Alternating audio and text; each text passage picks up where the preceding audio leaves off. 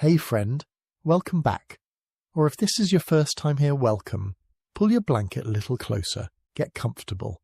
Maybe put your phone down on the pillow, close your eyes halfway and just let me take you somewhere tonight. I want to ask you something.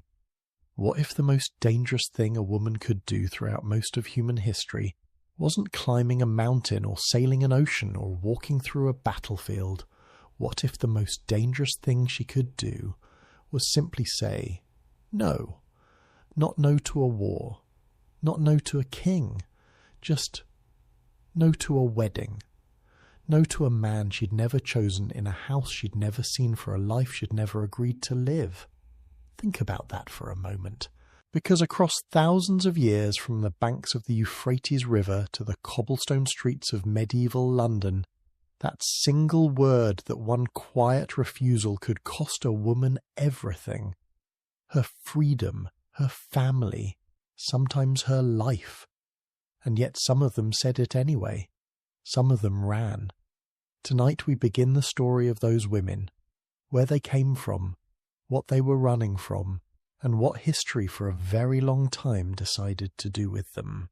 Before we go any further, I just want to say if you're enjoying this little corner of the night with me, it would mean so much if you hit that subscribe button and leave a like on this video.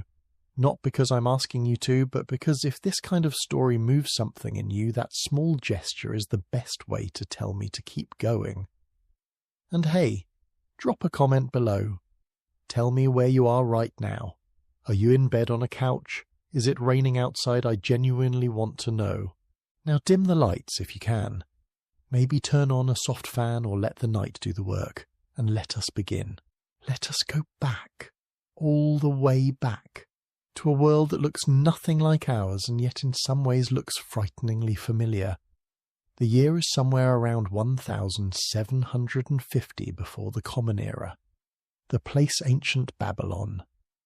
The Euphrates River cuts through the land like a silver thread, and along its banks one of the most sophisticated civilizations in human history is quietly humming along. They have mathematics, they have astronomy, they have running water and written law and merchant guilds and grain markets, and they have marriage contracts, not love letters, contracts. We know this because of a document that has survived against all odds for nearly 4,000 years. It is called the Code of Hammurabi, and it is one of the oldest written legal texts in the world.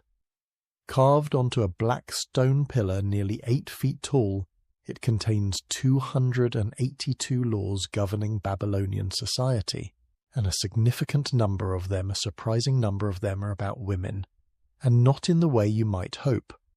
Law number 141, for example, states that if a wife neglects her household duties or humiliates her husband, he can take another wife and the first wife becomes a servant in her own home. Law number 148 says a husband may keep a sick wife and take a second healthier one as long as he provides for the first. And marriage itself. It was a transaction between two families. A bride price was paid, witnesses signed, seals were pressed into clay. The woman, often a girl of 12 or 13, moved from her father's household to her husband's, and the law followed her there like a shadow. She was not sold exactly, but she was not free either.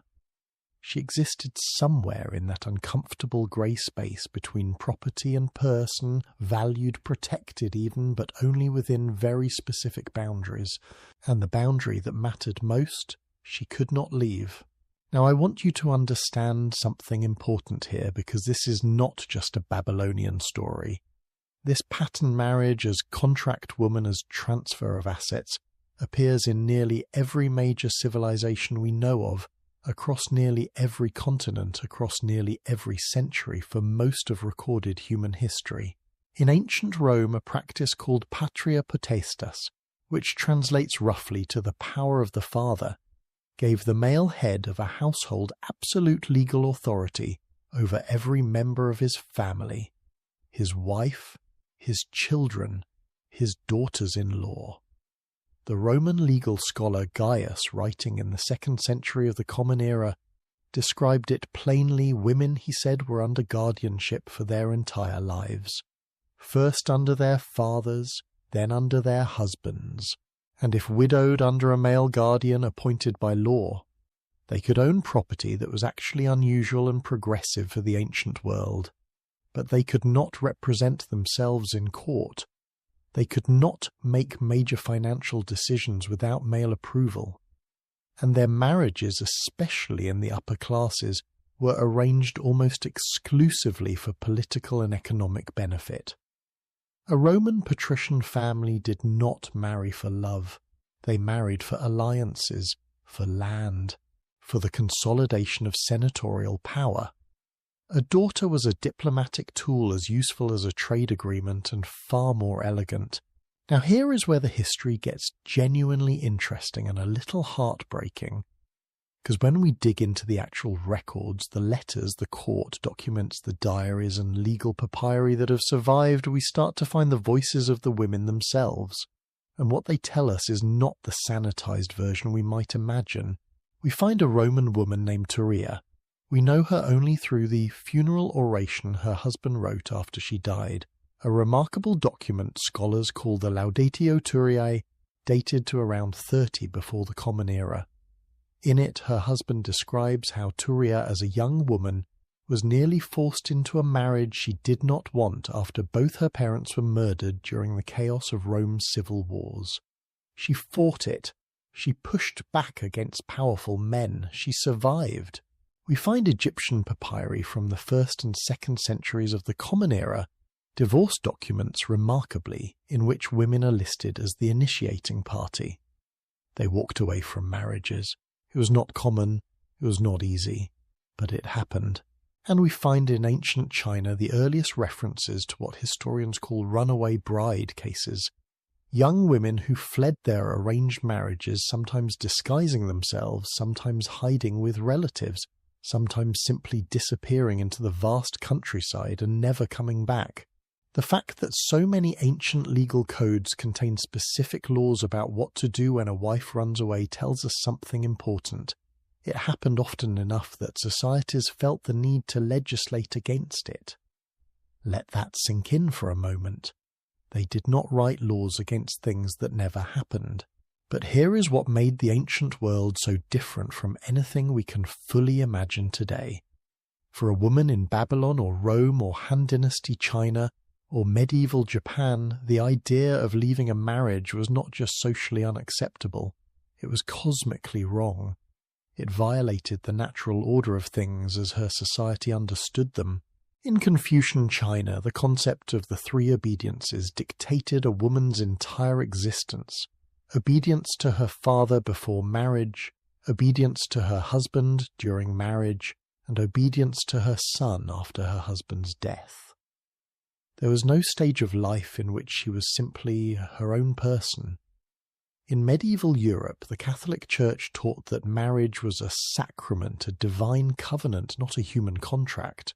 To leave it was not just to break a social rule, it was to defy God himself. And in the Islamic world of the early medieval period, while divorce was technically available to women under certain circumstances through a process called khul, where a woman could return her dowry in exchange for her freedom access to it, was controlled entirely by male judges in male courts, in a system that made it in practice enormously difficult for most women to use. Every single system, every single civilization, the architecture was different, the language was different, the gods were different, but the structure was the same, the woman stayed, and yet there were always women who did not stay. Women who looked at the architecture of their confinement, the laws, the customs, the religious decrees, the family honor, the economic dependency, and found the cracks in the wall. Women who were clever and desperate and brave in ways that history spent centuries trying to forget. Some of them found God as a loophole. Some of them found disguise. Some of them found the darkest roads out of the only world they had ever known. And over the next several chapters of tonight's story, we're going to follow them one by one into the shadows of history. we're going to find out what they risked, what they lost, what some of them against extraordinary odds managed to gain. Because here is the thing about women who run. History remembers the ones who were caught, but the ones who got away they left almost no trace at all. And that silence, that deliberate, careful, survival-shaped silence might be the most powerful thing of all. Coming up next, we step into the courtrooms and the dungeons and the public squares of history, and we look unflinchingly at what happened to the women who were caught. The punishments were real, some of them were brutal, and some of them will surprise you in ways you do not expect. Stay with me. The night is still young. If part 1 was about the architecture of the cage, then part 2 is about what happened when someone tried to break the bars. And I have to warn you, some of what we are about to uncover is not easy to sit with. Not because it is dramatic for the sake of drama, but because it is real. These were real women, real consequences, real courtrooms and real punishments that history recorded with almost clinical detachment, as if a woman fleeing a marriage she never chose was simply a bookkeeping problem to be corrected. Let us correct that perspective tonight. Picture a city in medieval France. The year is somewhere around 1240. The streets smell of wood smoke and river mud. The church bells have just rung for the evening prayer, and somewhere in a narrow alley behind a tanner's workshop, a young woman is hiding. She is maybe 16. Her name does not survive in the historical record. Most of their names do not, but her case does in the fragmentary legal documents that historians have pieced together from French ecclesiastical courts of the 13th century. She'd been promised at the age of 11 to a merchant twice her age. Her father had negotiated the arrangement over a series of dinners and a small transfer of land. She'd not been consulted. She'd not been asked. She'd simply been told. And on the morning of the wedding she ran. She made it 3 days before she was found. Now here is what I want you to understand about the world this young woman lived in. When she ran, she did not just break a social rule. She broke something that the entire legal and spiritual infrastructure of medieval European society had spent centuries building and reinforcing. The Catholic Church had formally declared marriage a sacrament, one of the 7 holy rites at the Fourth Lateran Council in 1215, just 25 years before our young woman in the alley was hiding, which meant that running from a marriage was not just embarrassing for the family, it was in the eyes of the Church and the law simultaneously a kind of spiritual crime. And here is the complicated, quietly devastating twist that historians like Georges Duby and David Herlihy have written about at length. The Church technically required consent for a valid marriage. Pope Alexander III had established this principle back in the 12th century. You cannot have a true sacrament without the free agreement of both parties. On paper, that sounds almost progressive. But in practice, the consent of a 12-year-old girl obtained under years of family pressure with no real alternative and no legal standing to refuse that counted. That was considered valid consent, so the very institution that theoretically protected her right to say no was also the institution that handed her back to the man she'd run from. I've thought about that particular cruelty many times. The gap between what the law said and what the law did. It is one of the great quiet injustices of the medieval period, and it deserves more than a footnote. The punishments for women who fled arranged marriages varied enormously depending on where and when they lived. But across cultures and centuries, a few patterns emerge that are worth examining carefully. In medieval England, the legal concept of coverture, formally codified in the 13th century legal treatise known as Bracton, attributed to the jurist Henry de Bracton, essentially made a married woman legally invisible. Upon marriage, her legal identity merged into her husband's. She could not own property independently. She could not sue or be sued in her own name. She could not sign contracts. What this meant in practice for a woman who tried to leave was devastating. She had no legal standing to go anywhere. She could not rent a room. She could not seek employment formally. She could not even claim the clothes on her back as legally hers. Running away was not just dangerous, it was structurally nearly impossible to sustain. And if a woman was caught, which most were the consequences depended heavily on her social class. For a peasant woman, the punishment might be public. She could be brought before the manorial court, shamed in front of her community, and physically returned to her husband's household. Some records from English manorial courts of the 13th and 14th centuries describe women being fined, which, given that they had no independent income, meant their families were fined for what was recorded without irony as departing without permission.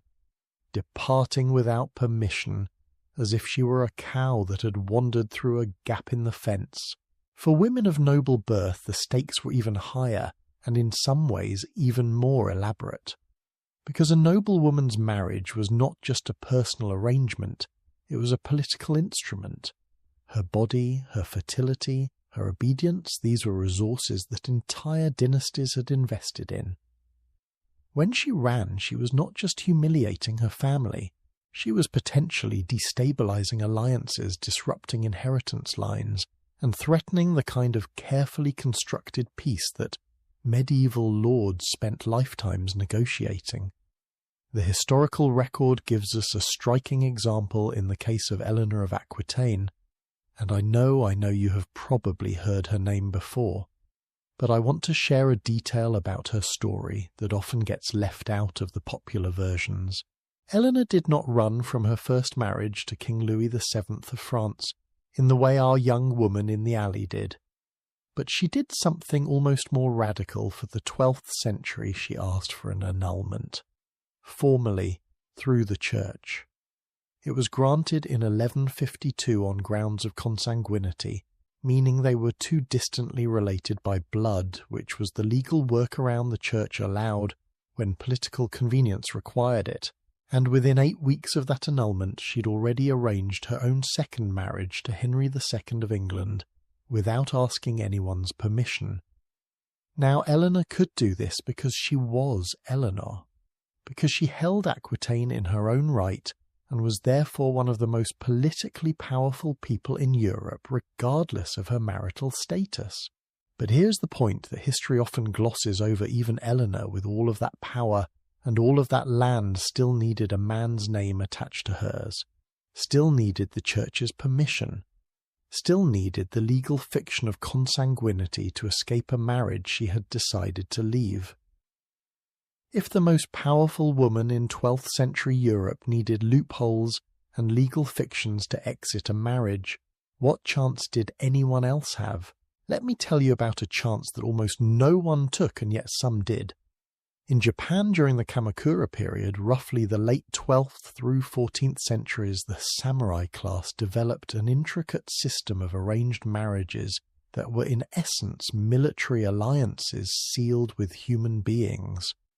A daughter was given to cement a bond between clans, and if that daughter refused or ran, the consequences rippled outward through her entire family. The records from this period, many of them preserved in temple archives, describe what happened to women who attempted escape. They were pursued, sometimes by their own brothers, sometimes by hired men, and when caught they were brought back not with sympathy but with the specific language of property recovery, the same language used when stolen goods were returned to their rightful owner. What makes the Japanese case particularly striking, though, is what some of these women did before they ran. They wrote letters, short, careful, devastatingly honest letters, sometimes addressed to the temple priest they hoped would protect them, sometimes addressed to sympathetic female relatives.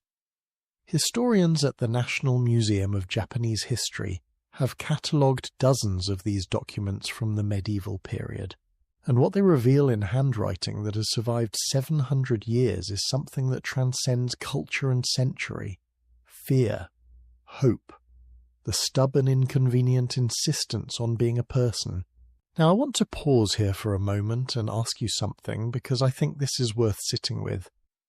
When you hear these stories, what is your instinct? Do you find yourself thinking, well, that was just how things were back then, that we cannot judge the past by the standards of the present? I understand that instinct. I do. And there is wisdom in historical context. But here's the thing I keep coming back to. The women knew, they always knew. You do not run in the middle of the night disguised terrified towards an uncertain future, because you have accepted the legitimacy of the system that trapped you.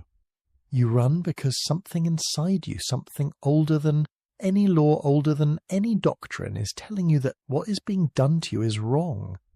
The knowledge was always there. It was the power to act on it that was denied. And that distinction between knowing and being able to act is, I think, one of the most important things history can teach us. The legal punishments, the social shame, the physical retrieval, the erasure of legal identity, all of these were the visible mechanisms of control. But there was a subtler punishment that historians talk about less often, and I think it may have been the cruelest of all. The punishment of being believed to be worth nothing outside of marriage. In medieval European society, an unmarried woman above a certain age existed in a kind of social limbo. A widow had some status, a nun had some status, but a woman who had simply refused, who had run, who had chosen herself over the arrangement her family had made. She was, in the language of the time, dishonoured, and dishonour in a world where your reputation was your most negotiable asset, where everything from your ability to find shelter to your ability to be believed in a court of law depended on other people's assessment of your character. Dishonour was not just embarrassing, it was a kind of social death. Some women, knowing this, made a calculated choice. They accepted the marriage. They swallowed the life that had been assigned to them. They became very, very good at being invisible inside it. And if you've ever wondered why history is so quiet about the inner lives of women, why we have so few diaries, so few honest letters, so few records of what they actually thought and felt, part of the answer is this. Silence was for a very long time the safest thing a woman could offer. But here is where our story takes its first unexpected turn. Because even inside all of that silence, even inside all of those carefully maintained marriages and legally enforced obediences, there were always women finding ways around the walls. Not always by running, sometimes by something far more subtle, far more patient. And one of the most remarkable escape routes in all of history was hiding in plain sight, dressed in white, behind the walls of a convent, holding a Bible in one hand and occasionally a quiet kind of revolution in the other. That is where we are heading next, and I promise you the story of God as a loophole is stranger and more extraordinary than anything you might expect. Stay right here. We are just getting started. There is something almost poetic about the fact that the most powerful institution in medieval Europe, the one that had locked the cage, also accidentally left a door open. Very narrow door. A door that smelled of incense and cold stone. A door that required you to give up almost everything you had ever imagined for your life. But a door nonetheless. Welcome to part 3, and tonight we are stepping inside the convent. Let me paint you a picture. The year is 1132, the place a forested valley in what is now Germany near the town of Bingen on the Rhine River. A young woman named Hildegard has been living inside the walls of a Benedictine monastery since she was 8 years old. 8 years old. She was not orphaned. She was not abandoned. She was given as what the church called a tithe of living flesh, a practice known as oblation, in which families offered a child to monastic life as an act of piety, or depending on how cynically you want to read the historical record, as a way of managing inheritance by removing one child from the line entirely. Hildegard had no say in this. She was 8. But here is where the story becomes something else entirely. By the time Hildegard was in her 40s, she had begun recording visions, vast, luminous, theologically complex visions, that she described with a precision and eloquence that stunned the most educated men of her age. She compiled them into a work called Civius Know the Ways, which she completed around 1151 after receiving formal approval from none other than Bernard of Clairvaux, one of the most influential religious figures of the 12th century.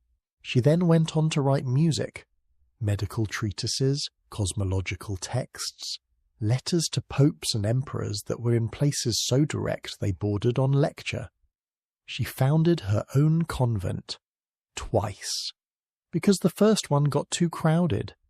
Now I want to be careful here because Hildegard's story is extraordinary, and she deserves to be understood on her own terms, not just as a symbol, but when I think about what the convent made possible for her, and for thousands of women like her across medieval Europe, I cannot help but see the architecture of an accidental liberation. Inside convent walls a woman could read, she could write, she could hold administrative authority over other people, she could correspond with the most powerful figures in Christendom. She could in a very real sense have a career, a word that would not have been applied to her but describes exactly what she had. Outside those walls, almost none of that was available to her. Now I want to be precise about something because this is where the history gets genuinely complicated. Not every woman who entered a convent chose it freely. Hildegard certainly did not at 8 years old, and across the medieval period convents served multiple purposes simultaneously, some of them genuinely spiritual, some of them frankly practical, and some of them, let us be honest, not entirely different from the arranged marriages they offered an alternative to. Historian Penelope Johnson, in her detailed study of French convents in the medieval period, documented cases where families used convents the same way they used marriage as a way to manage daughters, neutralize inconvenient women and consolidate family resources. A daughter placed in a convent required a dowry, yes, even there, but it was typically smaller than a marriage dowry, and the convent, unlike a husband, could not divorce her, mistreat her publicly, or claim her property through coverture. So for some families the convent was not an act of piety, it was an act of accounting. But here is the quiet revolution hiding inside that calculation. Once inside, many of these women placed there by families who thought they were simply being managed, discovered something no one had intended to give them. Time. Unstructured, unmonitored, intellectually rich time. Time to learn Latin, which was the language of power and scholarship in medieval Europe. Time to copy manuscripts, which meant reading them. Time to think, to discuss theology, to develop opinions about the world. Time that their married counterparts, busy managing households and bearing children, and navigating the social politics of a husband's family, simply did not have. I find that genuinely moving, that the people who put these women behind walls intending to limit them had instead accidentally given them the one resource that would quietly change everything. But let us come back to the women who chose the convent not because they were placed there as children, but because they ran to it. Because that happened too, and more often than the history books tend to acknowledge. There is a remarkable pattern in the hagiographies, the saints' lives of early medieval Europe. A young woman of noble birth is promised in marriage. She prays, she cuts her hair. She sometimes, in the more dramatic accounts, disfigures herself to make herself less desirable as a bride. And then she either enters religious life or she runs, and the church, depending on the local bishop and the political winds, sometimes takes her in. Saint Clare of Assisi is the most famous example from the 13th century. In 1212, at the age of 18, she slipped out of her family's home in the middle of the night, Palm Sunday night to be specific, which I always thought was a wonderfully theatrical choice, and ran to Francis of Assisi, who cut her hair and received her vows. Her family came after her. They physically attempted to drag her back. She held onto the altar of the chapel with both hands. She did not let go. Her family eventually gave up, and Clare went on to found the Order of Poor Ladies, now known as the Poor Clares, which became one of the most significant religious orders in medieval Europe. But Claire had something most women did not. She had Francis. She had a powerful male advocate in a system where female authority was always contingent on male sponsorship. Without him, the story likely ends very differently. Most women did not have a Francis. Most women had only the altar in their own two hands. There is a question I think is worth asking here, and I want to sit with it for a moment rather than rush past it. Was choosing the convent actually free? When a woman ran to religious life to escape a marriage, was that a genuine choice? Or was it simply trading one form of confinement for another? Honestly, I think the answer is both. And I think that complexity is exactly what makes the history so worth understanding. Yes, convent life was restrictive. The rule of Saint Benedict, which governed most Western monastic communities, required obedience to the abbess, adherence to a rigid daily schedule and various degrees of enclosure, meaning you did not simply come and go as you pleased. In the stricter orders, enclosure was essentially permanent. You entered, you took vows, and the world outside the walls became in a very real sense no longer your world. But within those walls, and this is the part that keeps surprising me every time I read about it, women held genuine institutional power. An abbess of a major convent in medieval Europe was not a minor figure. She managed estates, she employed servants, she conducted negotiations with bishops and nobles. She presided over a community of sometimes hundreds of people.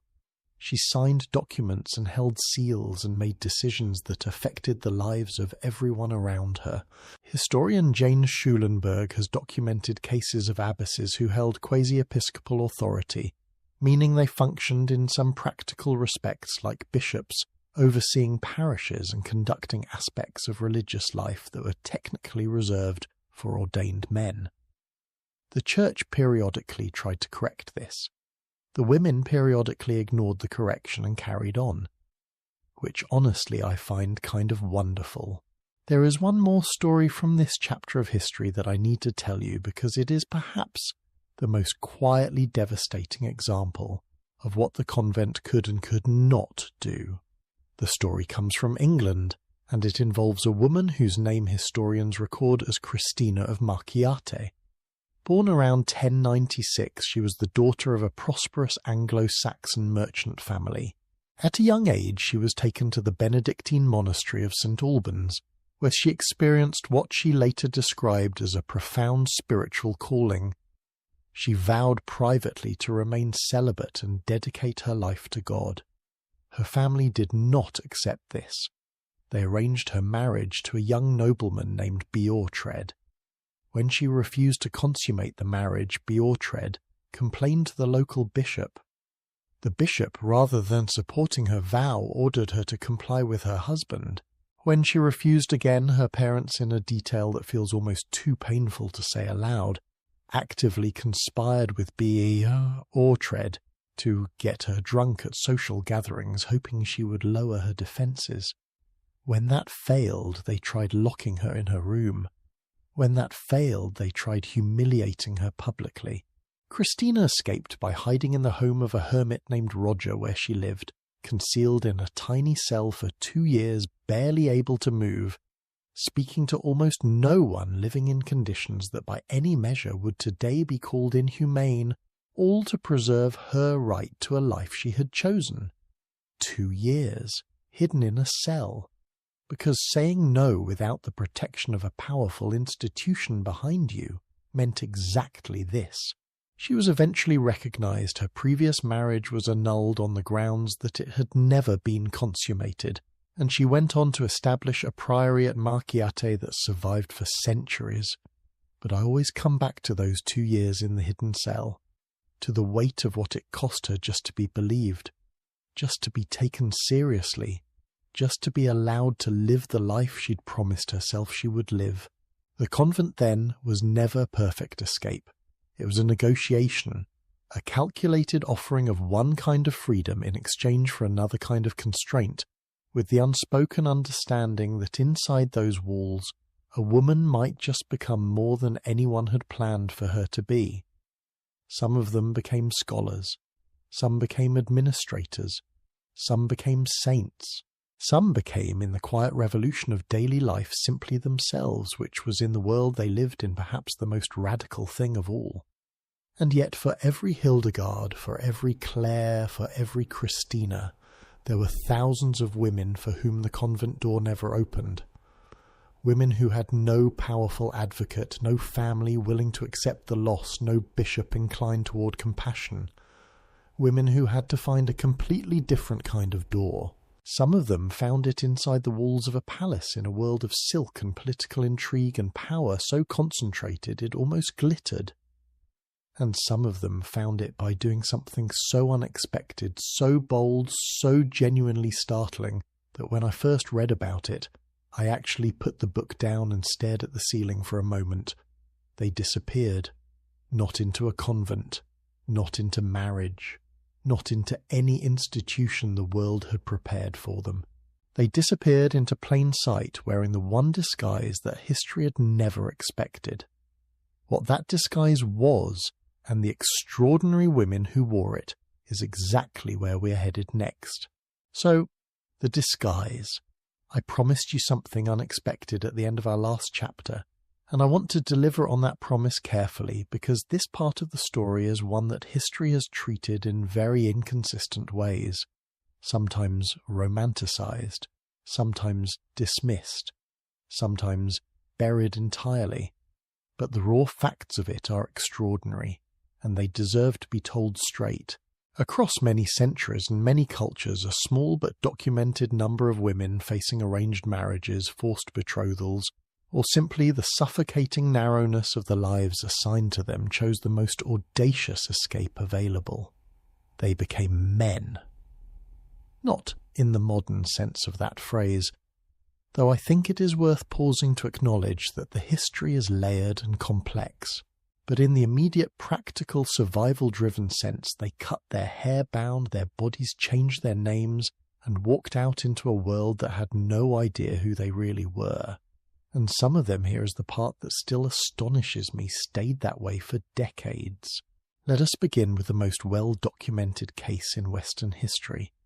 And I want to be honest with you, when I first read the full account of this woman's life, I genuinely did not know whether to laugh, to sit in stunned silence, or to do both at the same time.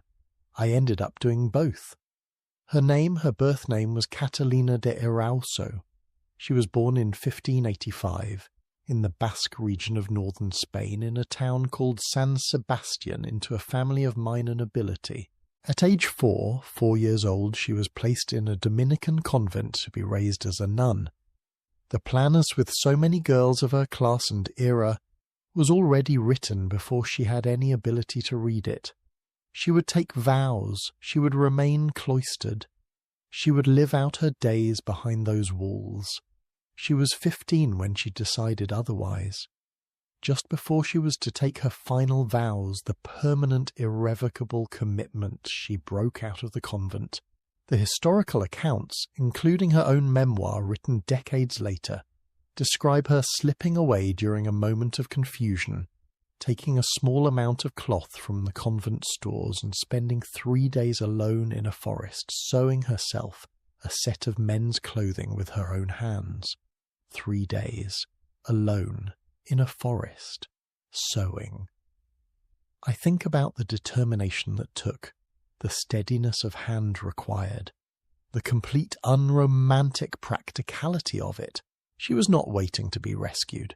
She was not praying for a sign. She was sitting in the woods with a needle and thread, constructing her own future one stitch at a time.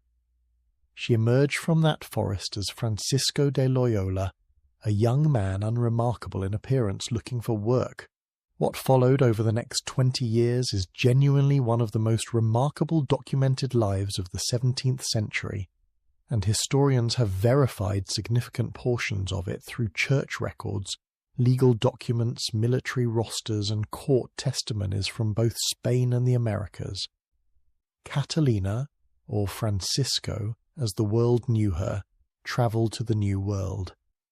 She enlisted as a soldier in the Spanish colonial forces in what is now Chile and Peru. She fought in multiple military campaigns. She was promoted. She survived knife fights. She endured long marches through brutal terrain. She gambled and drank and argued and did all the things that young soldiers of her era did. She also at one point accidentally served under her own brother Miguel de Erauso, a Spanish officer stationed in the same region without either of them recognizing the other for years. She was injured in battle more than once. Each time she found ways to avoid the medical examinations that might have revealed her.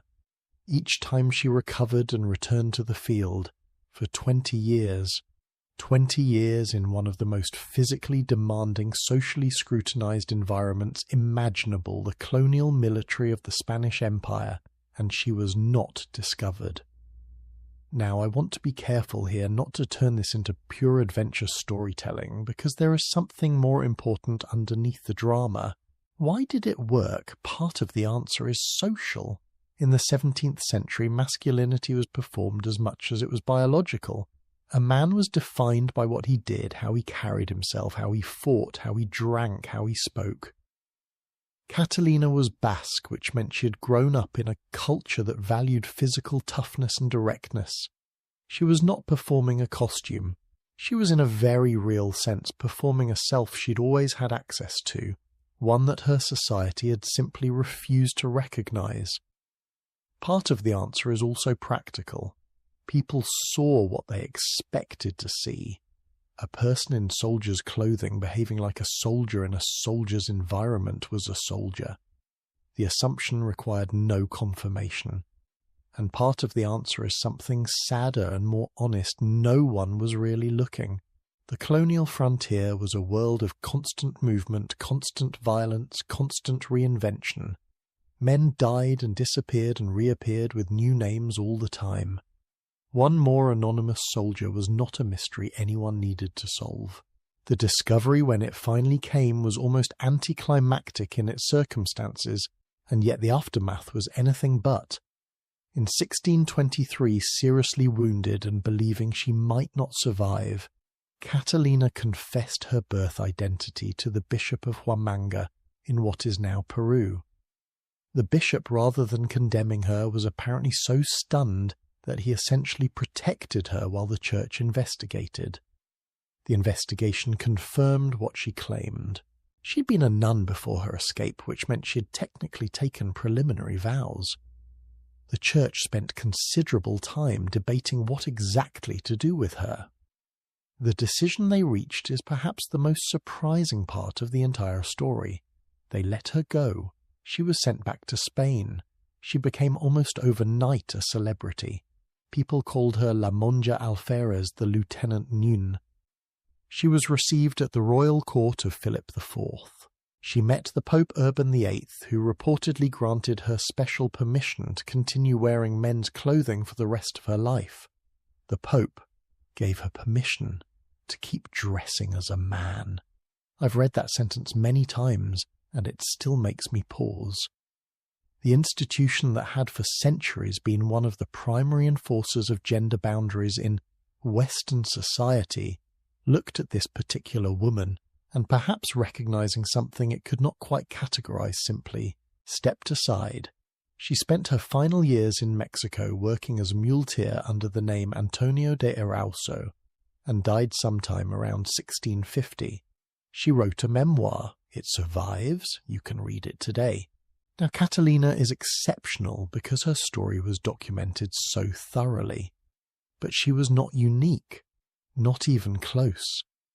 The historical record, fragmentary and incomplete as it always is when it comes to women, contains dozens of cases across Europe and Asia of women who adopted male identities to escape arranged marriages or forced domestic confinement.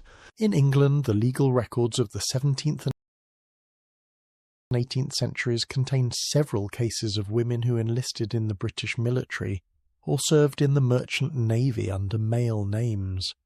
The most famous is Hannah Snell, born in 1723 in Worcester, who enlisted in the British Marines after her husband abandoned her a slightly different situation. But the mechanics of passing were identical. She served for years, was wounded in battle, treated her own injuries in secret to avoid discovery, and was only revealed after she had returned to England and chose to tell her own story. She then performed her story on stage, in London, to paying audiences. The 18th century, it turns out, had a complicated but genuine fascination with women who had passed as men, not because society had accepted it, but because it exposed something uncomfortable about how much of gender was in fact performance. In China, the tradition of women dressing as men to escape domestic confinement has roots that go back much further than most Western histories acknowledge. The figure of Hua Mulan, yes, the one you know from the stories, is believed by historians to be a composite drawn from real folk traditions that circulated in northern China during the Northern Wei dynasty, roughly the 4th and 5th centuries of the Common Era. The earliest written version of her story appears in a poem called The Ballad of Mulan, dated to somewhere between the 4th and 6th centuries. Now, historians debate how much of the legend reflects real practice. But what is not debated is this: the story clearly resonated deeply enough with Chinese audiences over many centuries to be retold and preserved for over 1,000 years. Stories do not survive that long unless they are speaking to something real in the people who tell them. And the thing the Mulan story speaks to beneath all the military adventure is this: a woman who, when faced with an impossible situation, chose action over submission, who found a disguise not because she was ashamed of who she was, but because the world had decided her identity was a limitation. That is a story that does not age. There is a question I want to put to you here, and I'm genuinely curious what you think. When we look at these women, Catalina, Hannah, the nameless women whose stories survive only in court records and fragments, what do we call what they did? Was it deception? Was it survival? Was it in some way we do not have clean language for a kind of truth-telling? Because here is my honest view for whatever it is worth. These women were not lying about who they were. They were lying about one specific fact, a biological fact, in order to access a version of the world that their society had decided they were not allowed to touch. They were not pretending to have skills they lacked. They were not pretending to have courage they did not possess. They were not pretending to be capable of the lives they were living. They were simply removing the label that their world had decided was more important than everything else about them. And when you put it that way, the history feels less like a series of clever disguises and more like a series of corrections. Corrections to a world that had made a very large mistake about who certain people were allowed to be. Now the women in our story so far, whether they ran to convents, hid in forest cells, or stitched themselves new identities in the woods, all shared one thing. They were in the most essential sense acting alone. But what happened when women stopped acting alone? What happened when they found each other? When they built networks, quiet, careful, remarkably organized, specifically designed to help other women disappear, that network existed. It had many forms across many centuries, and one of the most extraordinary versions of it was centered not in a forest, not in a palace, but in a series of small temples tucked into the hills of feudal Japan. That is the story waiting for us in Part 5. And I think you are going to find it unlike anything you have heard before. Imagine you are a woman in feudal Japan. The year is somewhere in the early 18th century, deep in the Edo period, that long, relatively stable stretch of Japanese history that ran from 1603 to 1868, governed by the Tokugawa shogunate, with a discipline that bordered on the obsessive. Everything in Edo period Japan had a place. Every person had a station, every relationship had a script, and marriage, particularly for women, was not a choice. It was an assignment, decided by families brokered by go-betweens called nakodo, sealed with formal gifts and ceremonial sake. Once you were married, the legal concept that governed your existence was almost identical in spirit to the coverture system we talked about in medieval England, though it had its own Japanese architecture. You belonged to your husband's household, not just legally, socially, cosmologically. Your name changed, your ancestral ties shifted, even your place of burial in a society where ancestor veneration was deeply woven into daily life, transferred from your birth family's temple to your husband's. To leave that marriage, to simply walk away, was not just a personal decision. It was a rupture in the fabric of an entire social order. And yet somewhere in the hills of Kamakura, in a small unassuming temple called Tokeiji, somebody decided to leave a door open. Tokeiji Temple was founded in 1285 by the widow of Hojo Tokimune, one of the most powerful regents in Japanese history. From its earliest days, it functioned as a convent of the Rinzai school of Zen Buddhism. But somewhere in the late medieval period, historians trace the practice to at least the early 17th century. Possibly earlier, Tokeiji developed a reputation for something that had nothing to do with meditation or sutras. It became known as an enkiridera. Enki means severing a relationship. Dera means temple. Put them together and you have in 3 syllables one of the most quietly radical institutions in Japanese history, a temple that could end a marriage. The rules as they solidified during the Edo period worked like this. A woman who entered the grounds of Tokeiji and remained there for a specified period, initially 3 years later reduced to 2 years, and eventually to just over 2 years of formal service, could obtain what amounted to a legal divorce.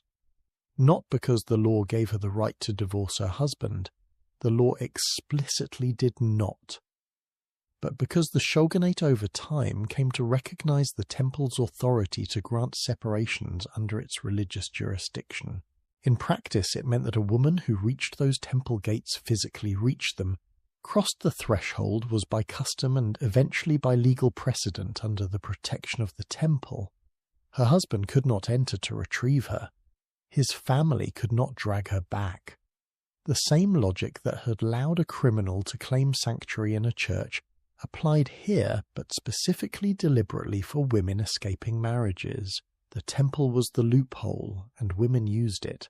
Now I want to be honest about the complexity here, because the history deserves that. Reaching Tokeiji was not easy. The temple was not in the center of a city. It required travel. It required resources. It required in many cases help, because a woman simply disappearing from her husband's household in the middle of the night, making her way across potentially significant distances to a specific location in Kamakura, was a logistical undertaking that most women could not accomplish entirely alone.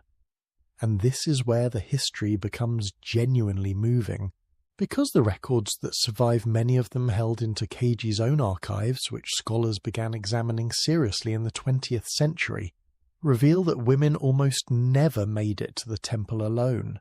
They were helped by female relatives, by neighbors, by servants who looked the other way or who actively guided women toward the road, by women who had already been through the temple themselves and knew the path.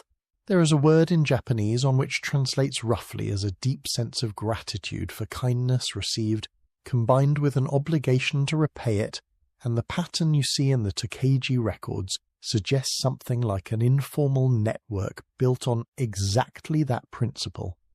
Women who had been helped helping others in turn. Not an organized institution, not a secret society with codes and rituals, just a quiet, practical human chain of women reaching backward to pull someone else forward. I find that image almost unbearably beautiful, and I want to resist the temptation to over-romanticize it, because the reality was almost certainly messy and frightening and uncertain in ways the surviving records do not fully capture. But the basic fact is there in the documents. Women helped women get to that temple, generation after generation, for over 200 years. Tokeiji was the most famous enkiridera, but it was not the only one. A second temple, Mantokuji, located in what is now Gunma Prefecture, served a similar function for women in eastern Japan. Together, these two temples are believed to have granted divorces to thousands of women over the course of the Edo period, though precise numbers are difficult to establish because many records were damaged or lost in later centuries.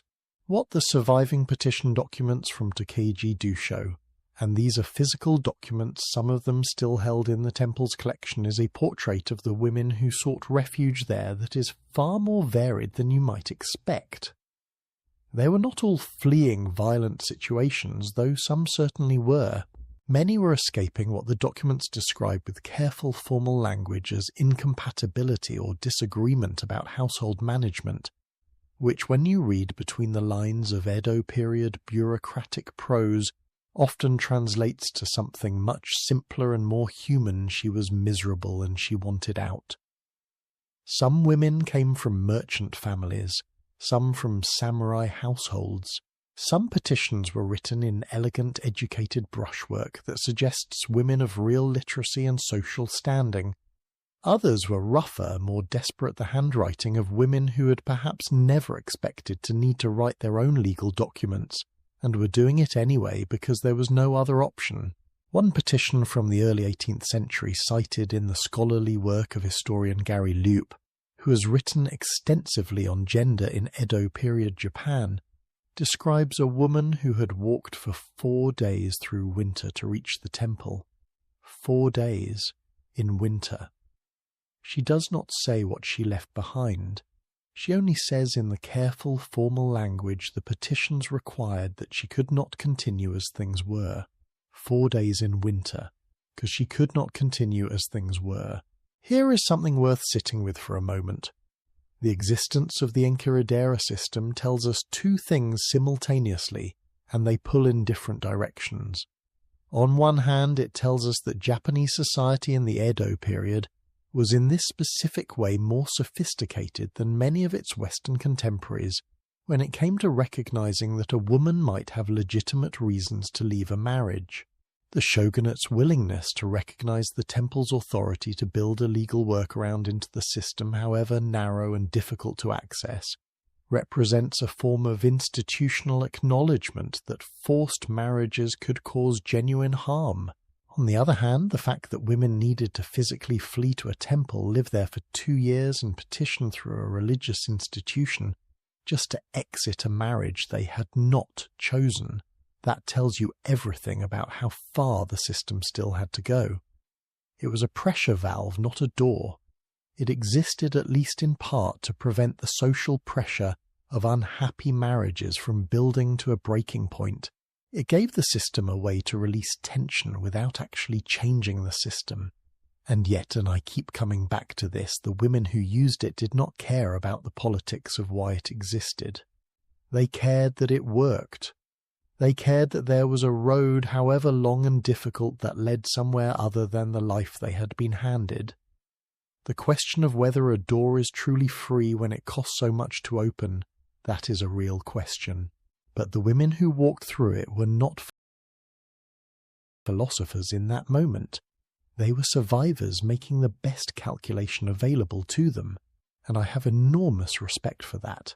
There is one more layer to this story that I think deserves its own moment of attention. While Tokaji and Mantokuji were the formalized, institutionally recognized escape routes, they existed within a broader culture of female mutual support that historians have only recently begun to map in detail. Scholars examining household records, letters, and legal documents from Edo period Japan have identified what appear to be informal networks of women centered particularly around Buddhist temples, but extending into neighborhood and merchant community structures, who shared information about legal options, provided temporary shelter, helped women move discreetly, and sometimes even pooled resources to help fund the costs of a temple stay which was not free. This was not a formal organization. It left no founding charter, no membership rolls, no declared purpose. It was simply women in community with other women quietly doing what needed to be done. And here is what strikes me most about that.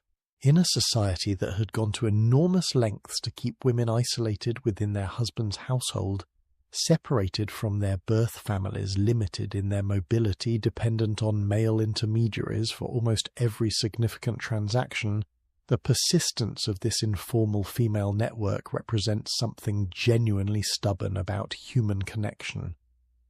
You can build a system designed to isolate people.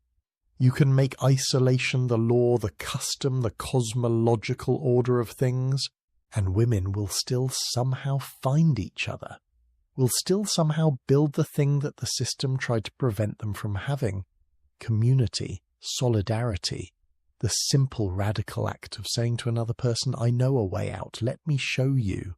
Does that make you think of anything in your own life?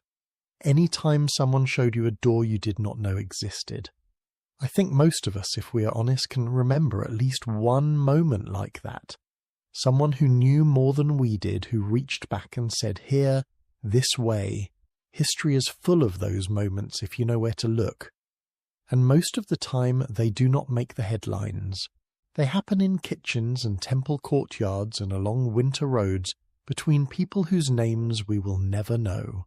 The unhurried story is in many ways a story about the power of institutional loopholes, spaces where the official system, for whatever reason, allowed a little more grace than it advertised. But not all women had access to temples. Not all women lived near a Tokaji. Not all women had 2 years to wait or the community connections to make the journey possible. Some women were alone in places where no temple could help them, where no network existed or where the network had never reached, where the only thing standing between them and a life they could not survive was their own ingenuity and sometimes a great deal of luck.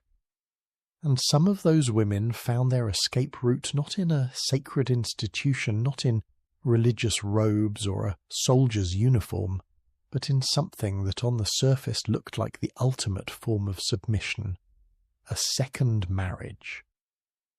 Except that it was not submission at all. It was something far more calculated, far more quietly brilliant, and far more dangerous than anything we have discussed so far. The story of the widow's gamble is waiting for us next, and I promise it is not the story you think it is. Of all the ironies hiding inside the history of women and marriage, this one might be the sharpest. The moment a woman was most free in many societies across many centuries was the moment her husband died. Not because death was desired, not because these women were plotting anything, but because the legal and social architecture that had been built entirely around the concept of female dependency had one flaw it had never fully resolved. It forgot to account for the women who outlived the men it depended on. And women, it turned out, outlived men with remarkable frequency. Let us set the scene carefully, because the widow's position in history is genuinely complicated, and I think it is worth taking a moment to hold both sides of it at once before we go further. On one hand, widowhood in the pre-modern world was often genuinely devastating. The loss of a husband meant the loss of the primary legal and economic identity a woman had been granted by marriage. In many cultures, it meant immediate vulnerability to her husband's family, reclaiming property to her own family, pressuring her into a second arranged marriage, to poverty if the estate was disputed or simply insufficient. The widow in folklore and literature is almost always a figure of either pity or suspicion.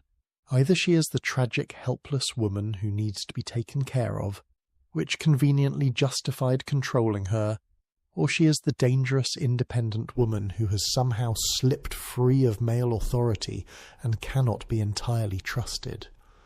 The cultural anxiety about widows across so many different societies is itself a kind of confession. It admits that a woman without a husband was a problem the system had not quite solved. On the other hand, and this is the part that genuinely fascinates me, the legal status of widows in many pre-modern societies was paradoxically more expansive than that of wives. In medieval England, a widow who had not remarried held the legal status of a feme soul. a woman on her own as opposed to a femme covert, a woman covered by her husband's legal identity. A femme sole could own property, she could sign contracts, she could sue and be sued in her own name. She could run a business, hire employees, negotiate debts. She could in short function as an adult.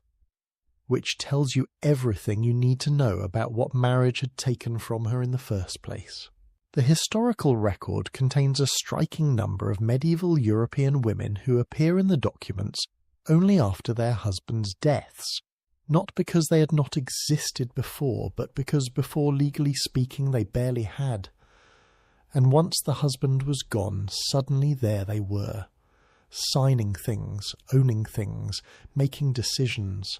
The most economically active widows in medieval Europe tended to be in the merchant and artisan classes, and the documentation from guild records across England, France, and the Low Countries is genuinely illuminating. In London, the records of the Brewers' Guild from the early 15th century show a significant number of women operating brewing businesses not as assistants or inheritors, simply maintaining a business, but as active guild members making commercial decisions. Most of them were widows. They had learned the trade alongside their husbands, and upon being widowed simply continued. The guild records often note them with the same matter-of-fact language used for male members, because within the context of the guild their economic function was the same. Historian Marianne Kowaleski, whose work on medieval English urban economies is detailed and rigorous, documented how in several English towns of the 14th and 15th centuries widows constituted a meaningful portion of independent traders, not the majority but enough to be statistically visible and economically significant. These women were not running away from anything in the dramatic physical sense we have discussed in earlier chapters. They were doing something in some ways more subversive. They were simply refusing to remarry. They were choosing the femme sole status and holding on to it. They were in the quiet language of ledgers and guild rolls, saying, "I would like to remain a person, please, and I will manage the accounts to prove I am capable of it." Now, this quiet economic independence terrified certain segments of medieval and early modern society in ways that are almost comical to read about now. The concern was not just that widows were managing money, though that was alarming enough to the men who had previously managed it for them. The deeper concern was moral and social. An independent woman was by definition an unsupervised woman, and unsupervised women in the logic of many pre-modern societies were inherently suspect. The sumptuary laws of late medieval Europe regulations governing what people could wear and how they could spend their money ostensibly about maintaining social hierarchy, but in practice functioning as instruments of social control, frequently targeted widows specifically. In 15th century Florence, for example, widows of certain social standings were restricted in the quality of fabric they could wear, the jewellery they could display, and the public entertainments they could attend. The justification given was usually something about mourning and propriety. But when you read the political debates that surrounded these laws, and historians like Sharon Strockier have done this in careful detail, the real anxiety is visible underneath the moral language. The worry was not that widows were insufficiently sad, it was that they were insufficiently controlled.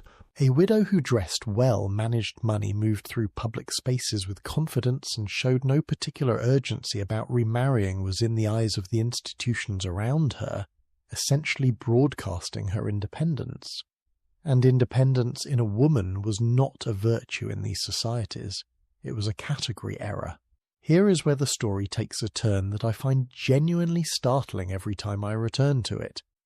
Because some widows understood exactly what they had, and they used it with extraordinary deliberateness. Margaret Paston is a name that medieval historians know well, but that most general readers have never encountered. She was an English woman of the 15th century, born around 1420, died 1484, whose family correspondence has survived in extraordinary detail. The Paston Letters, as they are known, constitute one of the most complete records of middle-class English life from the 15th century that exists anywhere. Hundreds of letters spanning decades written by and to members of the Paston family of Norfolk. And Margaret Paston emerges from those letters as one of the most quietly formidable people in them. She was not a widow for most of the correspondence, but she managed the family's complex and frequently contested estates with a level of practical intelligence and political acumen that her letters make unmistakably clear. When her husband John Paston I was absent, which was often, she negotiated with hostile neighbours, managed legal disputes, organised the defence of properties, and wrote to him with specific, detailed, actionable advice about how to handle situations he was too far away to handle himself. When he died in 1466, she did not collapse into helplessness. She continued managing the estates. She fought legal battles over inheritance. She wrote letters to powerful men, including the Duke of Norfolk, and various legal officials with a directness that occasionally bordered on lecture. She remarried. Now she did not. She chose to remain a widow for the remaining 18 years of her life. And in those 18 years she ran the Paston family's affairs with a competence that the historical record preserves in detail, because she left the letters to prove it. Margaret Paston did not run from an arranged marriage. She outlasted one. And then, with the quiet authority of a woman who had finally become legally visible, she ran everything else.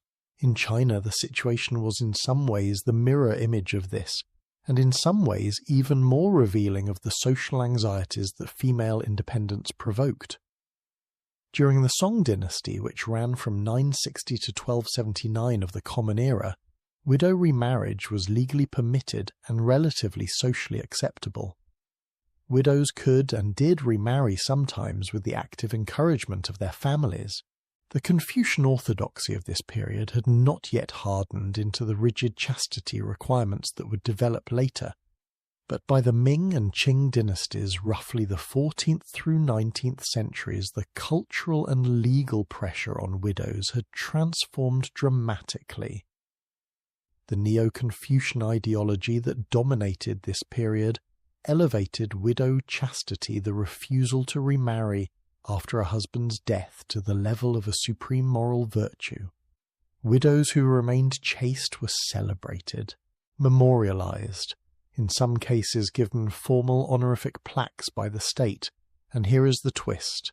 Some widows used this ideology as armor, because a widow who'd been publicly honored for her chastity, who'd received formal recognition from the state for her commitment to remaining unmarried, could not easily be pressured into a second arranged marriage by her family. The very social system that had been designed to control women had inadvertently created a status that protected certain women from one of the most common forms of control, the second betrothal. Historian Susan Mann, whose work on women in Qing dynasty China is among the most thorough available in English documented cases of widows who actively cultivated and publicized their chaste widow status, not necessarily because they felt deep ideological commitment to the ideal, but because it gave them something they could not otherwise have, the right to be left alone. I find that quietly brilliant. Taking the system's own language and turning it into a shield, using the expectations of submission to carve out a space of autonomy. It is not revolution, it is not dramatic escape, but it is something real, and it required both intelligence and nerve. Let me ask you something, and I mean this genuinely. Have you ever used a system's rules against itself? Have you ever found that the one thing protecting you is not fighting the expectations placed on you, but appearing to fulfill them so completely that no one thought to look closer? I think most people, if they are honest, have done some version of this. In a job, in a family, in a relationship. The quiet performance of compliance that is actually a very careful kind of resistance. The widows of history were doing this centuries before anyone had language for it. And they were doing it in circumstances where the stakes were not a difficult conversation or a missed promotion. The stakes were their freedom, their financial survival, in some cases their physical safety. That deserves more than a footnote. The widow's gamble, then, was not really a gamble in the reckless sense. It was a calculation, a precise, careful reading of available options and a deliberate choice of the one that offered the most room to breathe.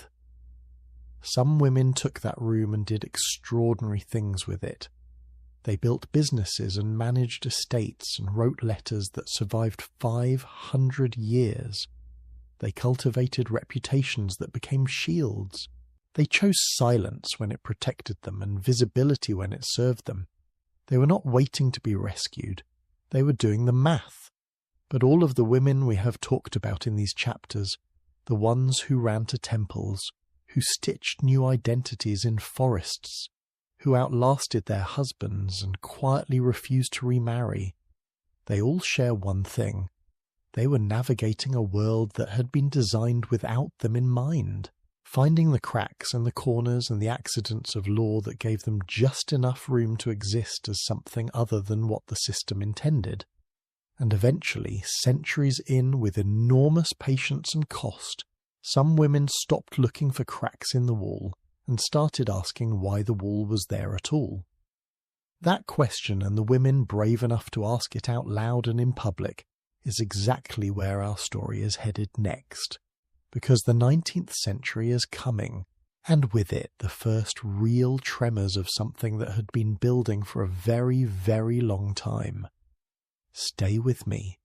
We are approaching the moment when the quiet resistance finally found its voice. Most stories about escape end with the escape. The dramatic flight in the night, the disguise, the temple gate, the forest. We celebrate the running because the running feels like freedom, and freedom even imagined, even partial, feels good to hear about. But history in its relentless honesty does not always give us that ending.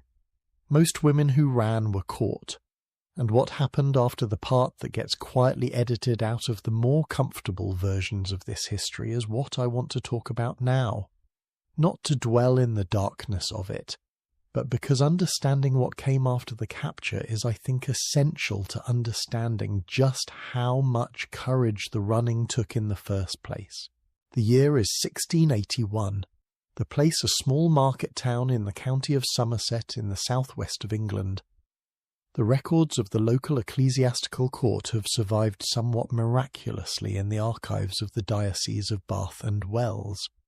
And buried inside those records, between entries about unpaid tithes and disputes over burial plots, is the case of a woman identified in the documents only as Anne W., wife of Thomas W. Clothworker. Anne had left. The records do not tell us exactly when or exactly where she went. They tell us only that she'd been absent from the marital home for a period of several months, and that Thomas had brought a complaint before the court demanding her return, and more specifically demanding that the court issue a formal declaration of her desertion, which under the legal framework of the time would have stripped her of any claim to maintenance or inheritance rights she might otherwise have held. The court complied. Anne was declared a deserter. Then a few weeks later she was found. The records do not say how. They simply note in the dry language of ecclesiastical administration that she was returned to her husband's household and that the case was considered resolved. Resolved. That word has sat uncomfortably with me for a long time. Resolved. As if Anne W. were a misplaced item that had been returned to its proper shelf. What happened to her after that resolution the records do not say. They very rarely do. The institutional machinery recorded the correction of the problem. What the correction felt like to the person at the centre of it that was not considered relevant information. I want to be clear about something because I think it matters for how we hold this history. The experience of being caught and returned varied enormously, depending on time, place, social class, and the temperament of the specific people involved.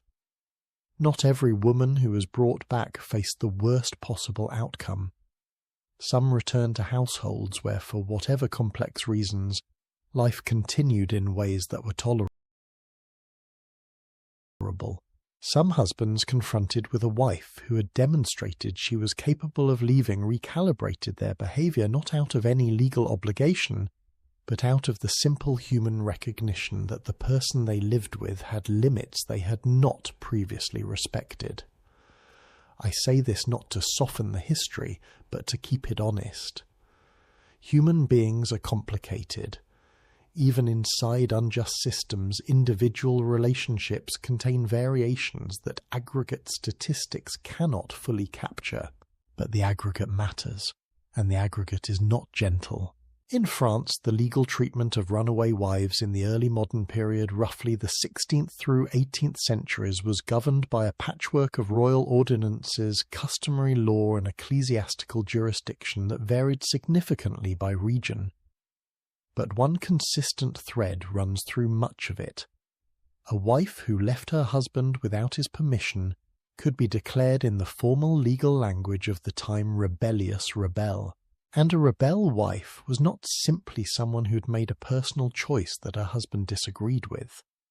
She was, in the eyes of the law, in a state of active legal defiance that gave her husband, and in some cases, the courts, significant authority to respond accordingly. The responses documented in French court records from this period include forced return house confinement and, in the more severe cases, institutionalization. The Salpêtrière Hospital in Paris, founded in the mid-17th century originally as a gunpowder factory, before being repurposed as an institution for what the authorities called unruly or deviant women, received a significant number of women whose primary offence appears to have been, when you read the admission records carefully, some form of domestic non-compliance. Running away, refusing to return, maintaining contact with people their husbands had forbidden. Historian Catherine Norberg has written about the Salpêtrière admissions records in detail, and what they reveal is a portrait of institutional power being used in ways that had almost nothing to do with the mental or physical well-being of the women inside. Women were placed there by husbands, by fathers, by brothers. They were held there by royal lettres de cachet, sealed letters, that authorized imprisonment without trial, without charges, without any formal legal process, without any legal process at all. You could lock your wife in an institution in 17th century France with paperwork and a fee. No court, no evidence, no appeal. Let that sit for a moment. Now, the women in these institutions were not passive. I want to make that clear because the institutional record tends to represent them only as objects of administrative action admitted confined released rather than as people who continue to think and resist and occasionally find ways around the systems containing them. Norberg's research describes women at the Salpêtrière who formed alliances inside the walls, who shared information about potential advocates on the outside, who wrote letters when they could access paper and ink to anyone they thought might listen. Lawyers, priests, sympathetic noblewomen. The king himself, in some documented cases, received petitions from women inside these institutions, claiming their imprisonment was unjust. Most of those petitions went nowhere, but some did not. There are documented cases in the French Royal Archives of women who successfully argued their way out of institutionalization. Women who found, somewhere in the baroque complexity of the French legal system, a judge or a churchman or an influential aristocrat willing to take their side. The process was slow, expensive, and required the kind of persistent, articulate advocacy that was enormously difficult to sustain from inside a locked institution. But it happened. And the fact that it happened even occasionally tells us that the walls were not entirely impermeable. In Ottoman society of the 16th and 17th centuries, the situation for women who left, or attempted to leave arranged marriages, contained some elements that look from the outside more accommodating than their Western European contemporaries, and some elements that were in their own way equally confining. The Islamic legal tradition, as practiced in the Ottoman Empire, did technically provide women with recourse through the Qadi, the Islamic judge, who presided over local courts. courts, a woman could petition the Qadi for a divorce on specific grounds: failure of the husband to provide financial maintenance, physical harm, prolonged absence, or impotence. These were real legal options, not just theoretical ones. But here is the gap between theory and practice that the historical record consistently reveals. Accessing the Qadi required appearing in a male-dominated court in a society where a woman's public movement and public speech were both heavily constrained. It required witnesses and finding witnesses willing to testify against a husband in a community where the husband's family and social network were likely to be more powerful than the wife's was genuinely difficult. It required in most cases the active support of the woman's own male relatives, and if those relatives were the ones who'd arranged the marriage in the first place, that support was rarely forthcoming. Historian Leslie Pearce, whose work on women in the Ottoman legal system is among the most comprehensive in the field, documented cases from 16th and 17th century Anatolian court records in which women did successfully petition for divorce. They existed, they were real, but they represented a small fraction of the women who were in circumstances that would have warranted such petitions, because most women never made it to the courtroom at all. The distance between having a right and being able to exercise it, that distance was in itself a form of confinement. There is a particular pattern in the historical record of caught and returned women that I want to name directly, because I think it illuminates something important about how these systems sustained themselves over centuries. When a woman was brought back to her husband, to her family, to the institution, she was frequently subjected to a process that went beyond simple physical return. She was required in many cultural contexts to publicly acknowledge her wrongdoing, to express remorse, to perform repentance. In ecclesiastical courts, this sometimes took the form of a formal statement before the court acknowledging that she had sinned against her marital vows. In some communities, it took the form of public penance, appearing before the congregation, confessing the transgression, accepting the community's judgment. And in more intimate domestic settings, it took forms that never made it into any official record at all. What this requirement reveals, I think, is something very deliberate about the psychology of control. It was not enough to simply return the woman physically. The system required her to internalize the illegitimacy of her own desire to leave, to say publicly or privately that she had been wrong to want what she wanted, that the wanting itself was the transgression, not just the acting on it. This is where the cruelty becomes most precise, not in the physical return, which was at least honest about being an exercise of power, but in the demand for repentance, the insistence that she agree out loud that she should not have tried. Can I ask you something here? Have you ever been put in a position where you were asked not just to stop doing something, but to agree that wanting it was wrong, to perform a kind of internal recantation, not just a behavioral correction? I think most people have experienced some version of this at some point in their lives. And I think most people recognize intuitively how much more damaging that is than simple prohibition. Because prohibition leaves your inner life intact. It says you cannot do this thing. Recantation goes further. It says you should not have wanted to. The systems we have been talking about throughout this story were at their most sophisticated systems of recantation as much as systems of confinement. They wanted not just compliance. They wanted agreement. And the women who refused to agree, who were caught and returned and publicly repentant and privately, quietly, stubbornly certain they had been right to try, those women are perhaps the most invisible figures in this history. We cannot see their inner lives. We only have the official record of their compliance. But the compliance and the conviction were not the same thing. And I think that matters enormously. The Ottoman Empire, the ecclesiastical courts of England, the lettres de cachet of France, the manorial courts of medieval Somerset. These were all different architectures of the same fundamental project. keeping women from successfully leaving marriages they had not chosen. And for most of recorded history they worked. Not perfectly, not without cracks, but well enough that the default outcome for a woman who ran was far more often than not return, until one woman decided that the problem was not just her specific marriage, the problem was the law itself, and she was going to change it. Her name was Caroline Norton. She was British.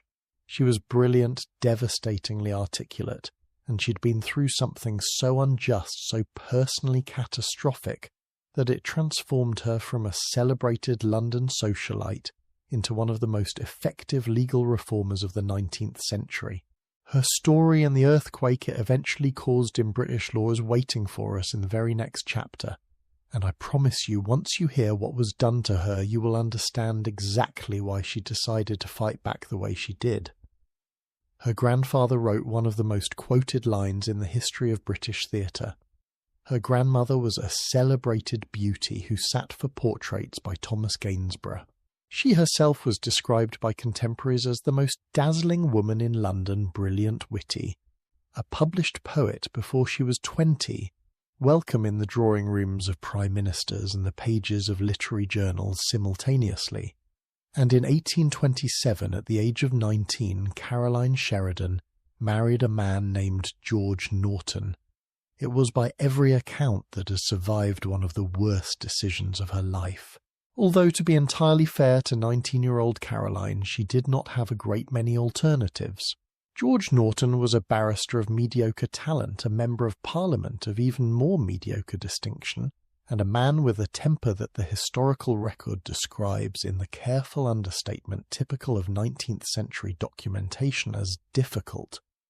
What the private letters and later legal testimonies describe rather more plainly was a man who used physical force against his wife regularly, who controlled her movements, monitored her correspondence, and spent money, including her money which under the laws of coverture was legally his the moment they married, with a recklessness that kept them in perpetual financial instability. Caroline wrote, she published, she earned, and under the law of England in 1827 every penny she earned belonged to her husband. He could take it, spend it, give it away. She had no legal claim to her own income whatsoever. She knew this when she married him. Every woman in England knew it. It was simply the law. What Caroline perhaps did not fully anticipate was how completely that law would expose her when the marriage finally collapsed. The collapse came in 1836. George Norton, in what historians have generally interpreted as a combination of genuine jealousy and calculated political manoeuvring, brought a lawsuit against Lord Melbourne, who was at that time the Prime Minister of the United Kingdom of Great Britain and Ireland, accusing him of what the law called criminal conversation with Caroline, which was in the legal language of the era the formal term for adultery. Now the lawsuit failed. The jury took less than an hour to find in Melbourne's favour. The evidence was by most accounts essentially non-existent, a collection of servants' gossip and inference that dissolved under even modest legal scrutiny. But the lawsuit's failure in court did not protect Caroline, because in bringing the action George Norton had done something that the law of England allowed him to do without any restriction whatsoever. He had taken their 3 sons and refused to tell her where they were. Under the legal doctrine of coverture, children of a marriage belong to the father. Not jointly, not primarily, entirely. A mother had no legal right to her children. None. Not to see them, not to know where they were, not to participate in decisions about their upbringing, not to prevent them from being taken to locations she could not access. Caroline Norton's children, the youngest of whom was not yet 2 years old when George took them, were removed from her in 1836. She did not see them again for years, and there was nothing under the law of England that she could do about it. At this point in the story, I want to pause for a moment and just acknowledge something. The injustice of what happened to Caroline Norton is not subtle. It does not require historical context or cultural relativism to understand. A mother was separated from her children by a man using a legal system as a weapon, and the legal system cooperated completely. What is remarkable about Caroline Norton is not that she suffered this. Many women before her had suffered versions of the same thing in silence. What is remarkable is what she decided to do about it. She wrote, not privately, not in letters to sympathetic friends. She wrote pamphlets, long detailed, legally rigorous, rhetorically devastating pamphlets, addressed directly to the men who had the power to change the laws she was describing. In 1837, she published a document called The Natural Claim of a Mother to the Custody of Her Children as affected by the common law right of the father. It ran to dozens of pages. It documented case after case of mothers separated from their children by the absolute legal authority of fathers. It named the law. It described its effects with specific, verifiable examples. It was addressed with pointed directness to the members of Parliament who sat in the House of Commons and the House of Lords. She then distributed it to every member of Parliament she could reach. She used her social connections, the very drawing room access that her critics later used to diminish her contribution, suggesting she'd simply charmed her way to reform rather than argued her way there to get her pamphlet into the hands of men who could act on it. Within a year, the Infant Custody Act of 1839 had passed into law. For the first time in English legal history, mothers of children under the age of 7 had the right to petition a court for custody or access. The presumption of absolute paternal ownership had been cracked, if not shattered. It was not enough. Caroline said so herself. But it was a beginning, and it existed because one woman had been so precisely personally wronged that she had become impossible to ignore. She was not finished.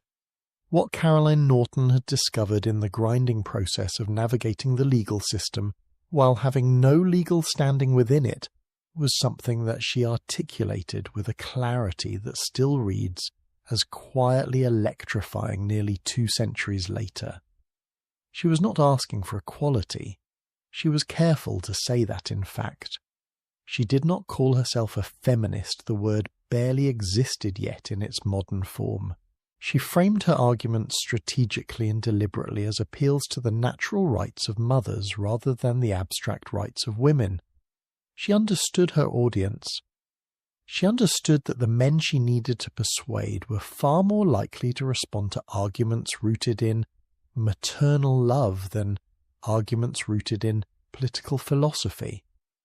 Whether this was a limitation or a strategy, and I think it was primarily a strategy, historians have debated for decades, but the results were real. In 1855 she published another pamphlet, this one called A Letter to the Queen on Lord Chancellor Cranworth's Marriage and Divorce Bill. She addressed it directly to Queen Victoria. In it, she laid out with meticulous legal detail the specific ways in which English law treated married women as non-persons, unable to own property, unable to enter contracts, unable to sue, unable to keep their own earnings, unable to obtain a divorce without a private act of Parliament that cost more than most people earned in a lifetime. 2 years later, in 1857, the Matrimonial Causes Act passed into law. For the first time, divorce in England and Wales became accessible through a civil court rather than requiring a private Act of Parliament. Before 1857, a full legal divorce, the kind that allowed remarriage, had required an Act of Parliament that cost somewhere in the range of several hundred to over £1,000 in a country where a skilled labourer might earn £20 to £30 a year. Divorce was in practice available only to the very wealthy. Everyone else was simply trapped. After 1857, ordinary people could access the divorce court. Women who could prove adultery combined with cruelty or desertion could petition for divorce. And crucially, divorced or separated women recovered some legal status including for the first time the right to keep earnings they made after the separation. Now, I want to be careful not to overstate this because the history deserves precision. The Matrimonial Causes Act of 1857 was not equality, not even close. A man could divorce his wife on grounds of adultery alone. A woman had to prove adultery plus at least one additional aggravating factor: cruelty, desertion, bigamy, or a few others. The double standard was explicit, written directly into the statute, debated openly in Parliament, and defended on the grounds that female adultery was more damaging to the social order than male adultery because of questions of inheritance and legitimacy. That argument, when you hear it stated plainly, is so nakedly self-serving that it almost circles back around to being funny. Almost. But the crack in the wall was real, and cracks in the right conditions have a way of spreading. What I find most striking about Caroline Norton, and I have spent a fair amount of time with her story, is the cost at which she purchased her influence. She spent decades in a state of legal limbo. She could not divorce George Norton because divorce was too expensive and too legally complex for even her to navigate successfully. They remained technically married until George died in 1875, at which point Caroline, who had found genuine happiness with the old friend and was planning to remarry, died herself just a few months later, in the same year before the wedding could take place. She never fully experienced the freedom she spent her life arguing for. She won rights for other women that she herself could not access in time. I find that almost unbearably poignant. The person who broke the lock did not get to walk through the door, but the door opened, and that in the long arithmetic of history is what endures. Have you ever worked for something you knew you might not personally benefit from? Something you did because it was right or because the alternative was unacceptable, even though the reward, if it came at all, would come too late for you? I think most people who have ever done something genuinely difficult for a reason larger than themselves know something of what Caroline Norton's life contained. The particular exhaustion of it, and the particular stubborn refusal to stop anyway. She is not as famous as she should be. Her name appears in footnotes and legal history textbooks and the occasional academic biography. She does not have the cultural visibility of the suffragettes who came after her, the women who marched and chained themselves to railings and eventually won the vote. But the suffragettes were walking in part through a door that Caroline Norton had spent her life prying open. History has long chains, and the people at the beginning of them are often the ones who bear the most weight. The Matrimonial Causes Act of 1857 was one crack in the wall, but the wall was enormous, and it stood in modified forms in different countries in different cultures well into the 20th century. In some corners of the world, versions of it stand still, because while Caroline Norton was fighting her battles in the drawing rooms and pamphlet presses of Victorian London on the other side of the world, in the colonies in the borderlands, in the places where the long arm of European law reached and then tangled with entirely different local systems of control, women were navigating something far more complicated. They were not just trying to leave a bad marriage. They were trying to leave an entire world and rebuild themselves from nothing in a new one. The story of women who crossed oceans to escape, arranged marriages, and what waited for them on the other side is one of the most complicated and least told chapters of this entire history, and it is coming up next. There is a particular kind of desperation that only makes sense when you understand that every door in the world you know has already been tried. The convent, the temple, the disguise, the widow's patience, the law. Each of these in their own way represented a door narrow, expensive, uncertain, but at least a door that existed within the world a woman already inhabited. But what if the world itself was the problem? What if the only escape route wide enough to actually use was not a door at all, but an ocean, the The 16th century opened a possibility that no previous generation of women had possessed the New World, the Americas, a continent so vast, so poorly mapped, so genuinely beyond the reach of most European legal and social institutions, that it represented something genuinely unprecedented in human history, disappearance at scale. Now, I want to be careful here because the history of European women in the Americas is complicated in ways that popular storytelling tends to flatten. The Americas were not empty. They were not a blank canvas. They were home to millions of people with their own complex social structures, their own arrangements around gender and marriage and family. The arrival of Europeans did not represent freedom for the people already there. It represented something almost entirely opposite. But for certain European women, women who were desperate enough, resourceful enough, and lucky enough, the Atlantic crossing did represent something real, a chance to become, in the most literal possible sense, someone else entirely. The Virginia Company, founded in 1606 to establish English colonies in North America, had a problem that its administrators discussed with remarkable frankness in their official correspondence. The male colonists were not staying. Men who arrived in the early settlements, Jamestown and the struggling communities that followed it, had a distressing tendency to either die, which was admittedly difficult to prevent, or to abandon the settlement and either return to England or integrate themselves into indigenous communities which the company found equally unacceptable for different reasons. The proposed solution, arrived at some time around 1619 and 1620, was as straightforward as it was revealing: send women.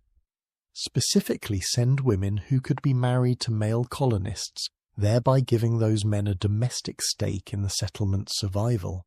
The company recruited what the historical record refers to as tobacco brides, a term that comes from the payment arrangement in which prospective husbands are required to pay the company roughly £150 of tobacco to cover the cost of the woman's passage. Over the course of approximately 2 years, somewhere between 140 and 150 women were transported to Virginia under this scheme. Now here is the part that the company's promotional materials were somewhat vague about. Many of these women had not exactly volunteered in the fullest sense of the word. Some were genuine volunteers, women who saw the crossing as an escape from poverty, from undesirable arranged marriages in England, from the narrow futures available to women of modest means in London or the countryside. For them, the voyage was a calculated gamble trade, a known bad situation for an unknown one, on the theory that the unknown might be better. But others were recruited under conditions that were considerably more coercive. Some were orphans from London's charity institutions. Some were women whose families had arranged their emigration without consulting them meaningfully. Some were, in the bluntest language available, women who had been offered a choice between transportation and less appealing alternatives. The irony, and it is a bitter one, was profound. Women who in some cases were fleeing arranged marriages in England arrived in Virginia to find themselves immediately subject to arranged marriages in Virginia. The tobacco bride program was structurally an arranged marriage system. The woman arrived, the men competed for her.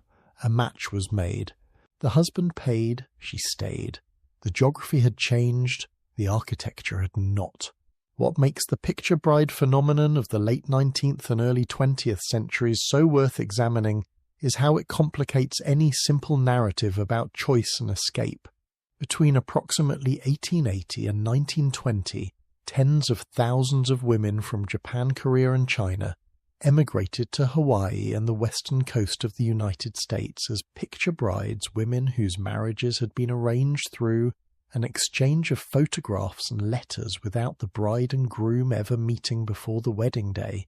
The practice developed primarily within Japanese and Korean immigrant communities, and it was in some ways a direct response to the restrictive immigration laws that prevented men already settled in the United States from returning home to marry in the traditional manner and then bringing their wives back.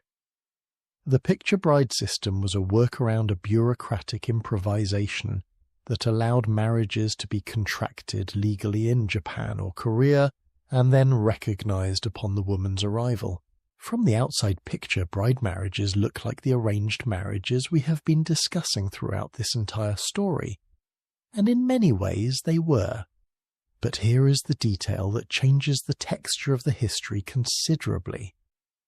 Many of the women who emigrated as picture brides were in fact choosing this path specifically to escape domestic situations in their home countries that they considered worse than the uncertainty of emigration.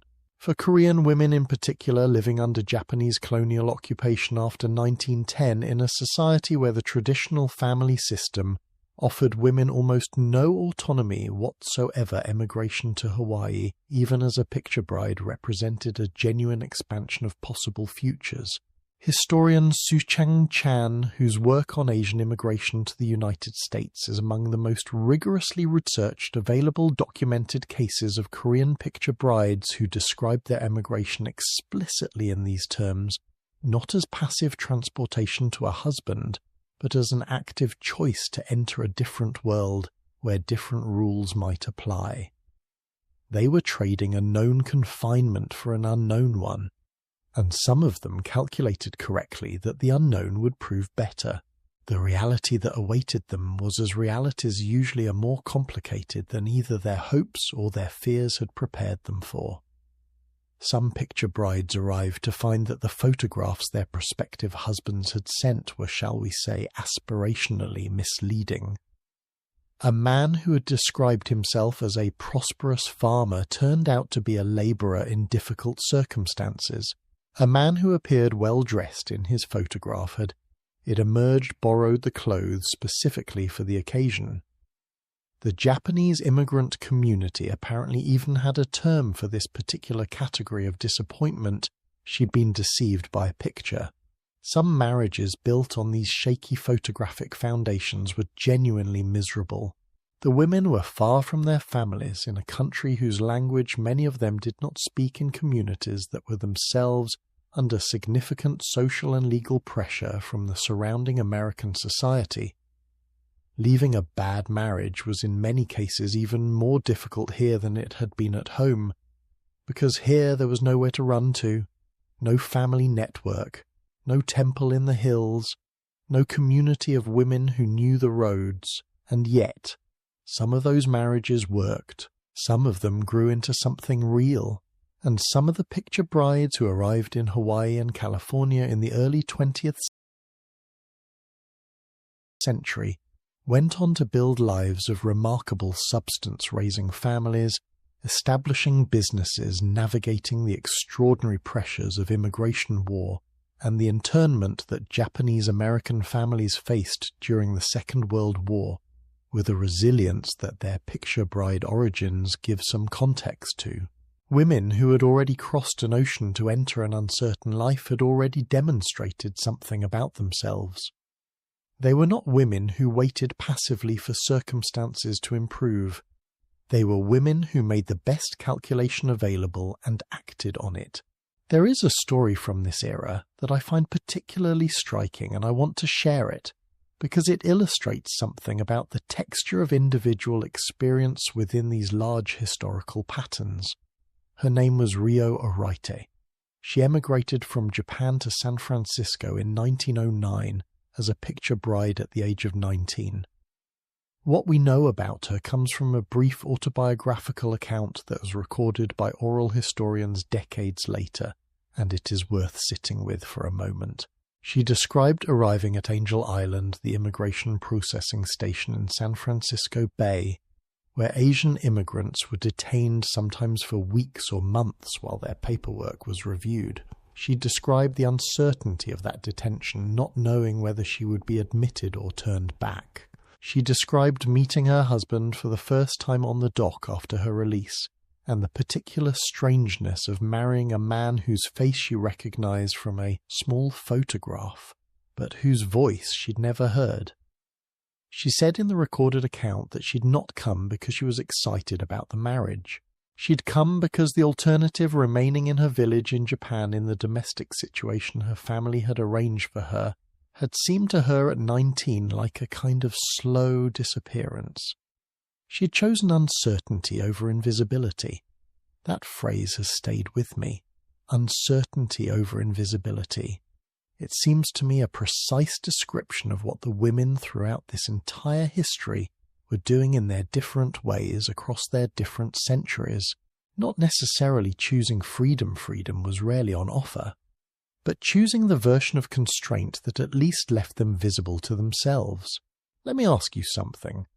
If you had to choose between a life that was safe but left you invisible to the world, to the law, to any record of your own existence, and a life that was uncertain but gave you the possibility of being seen, of being real, of mattering, what would you choose?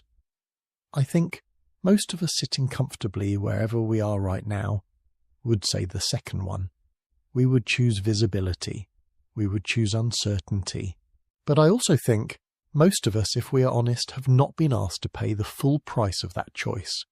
We have not stood on a dock in a foreign country having crossed an ocean based on a photograph, hoping that the calculation we made at 19 turns out to have been correct. The women we have been talking about tonight paid those prices in different currencies, in different centuries.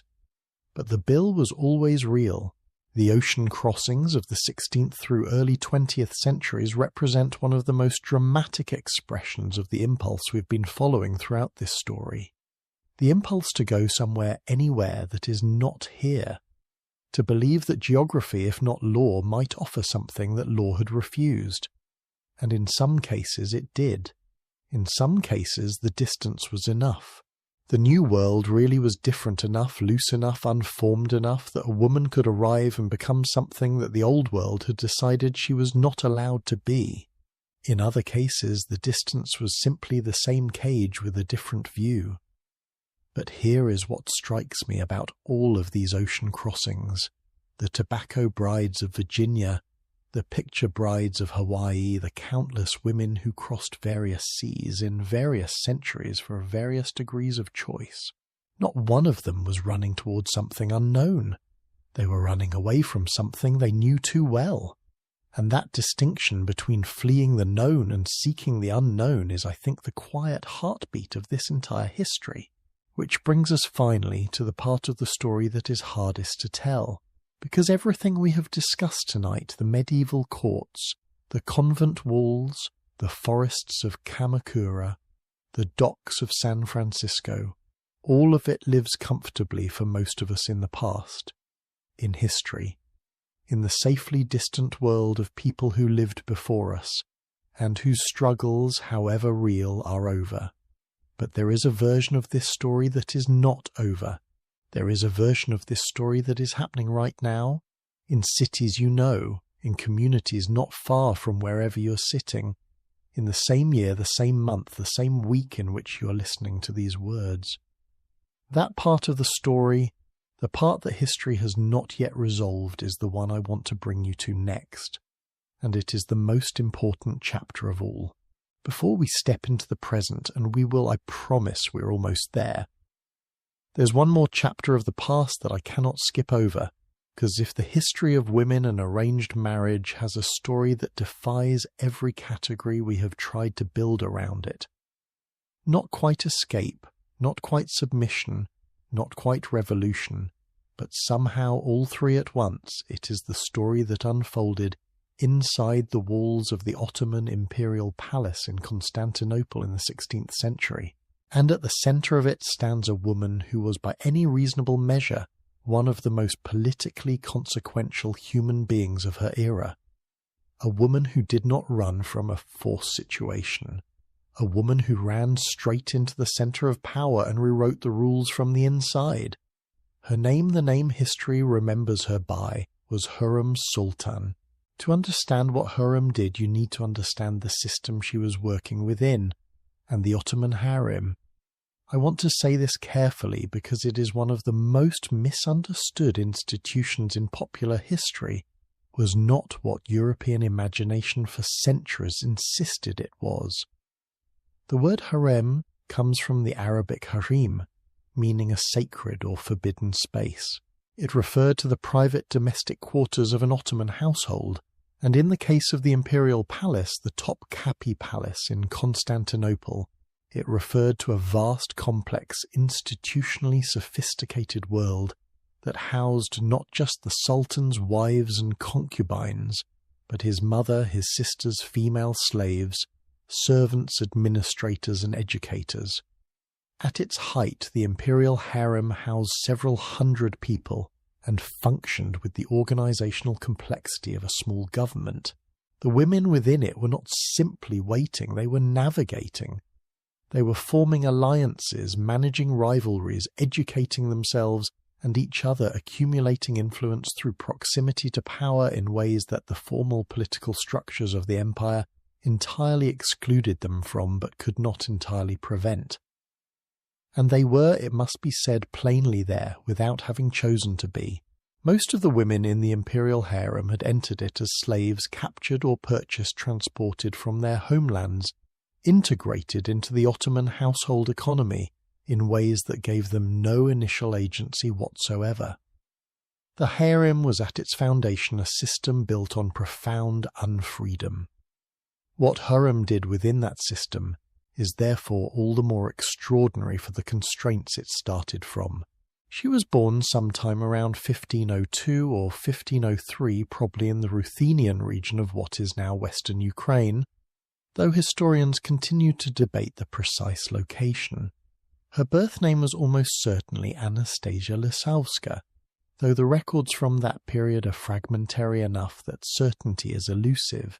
She was captured, the circumstances are not fully documented, and entered the Ottoman slave trade sometime in her early teens, eventually reaching Constantinople and the imperial household. At some point in the early 1520s, she came to the attention of Suleiman I, the Sultan who would later be known in the West as Suleiman the Magnificent, and in the Ottoman tradition as Kanuni the Lawgiver. He was in his late 20s, he had recently ascended to the throne, and by all accounts he became genuinely deeply and in the context of his position quite unusually attached to her. The attachment was mutual, or at least it functioned as if it were. Their correspondence, letters and poems that have survived in Ottoman archives describes a relationship of remarkable emotional intensity. Suleiman wrote poetry to her. She appears to have written back. He gave her the name Hurrem, which means the joyful one, or she who smiles, and the name stuck. But here is where the story moves from romantic history into something considerably more significant. Suleiman freed her, and then he married her.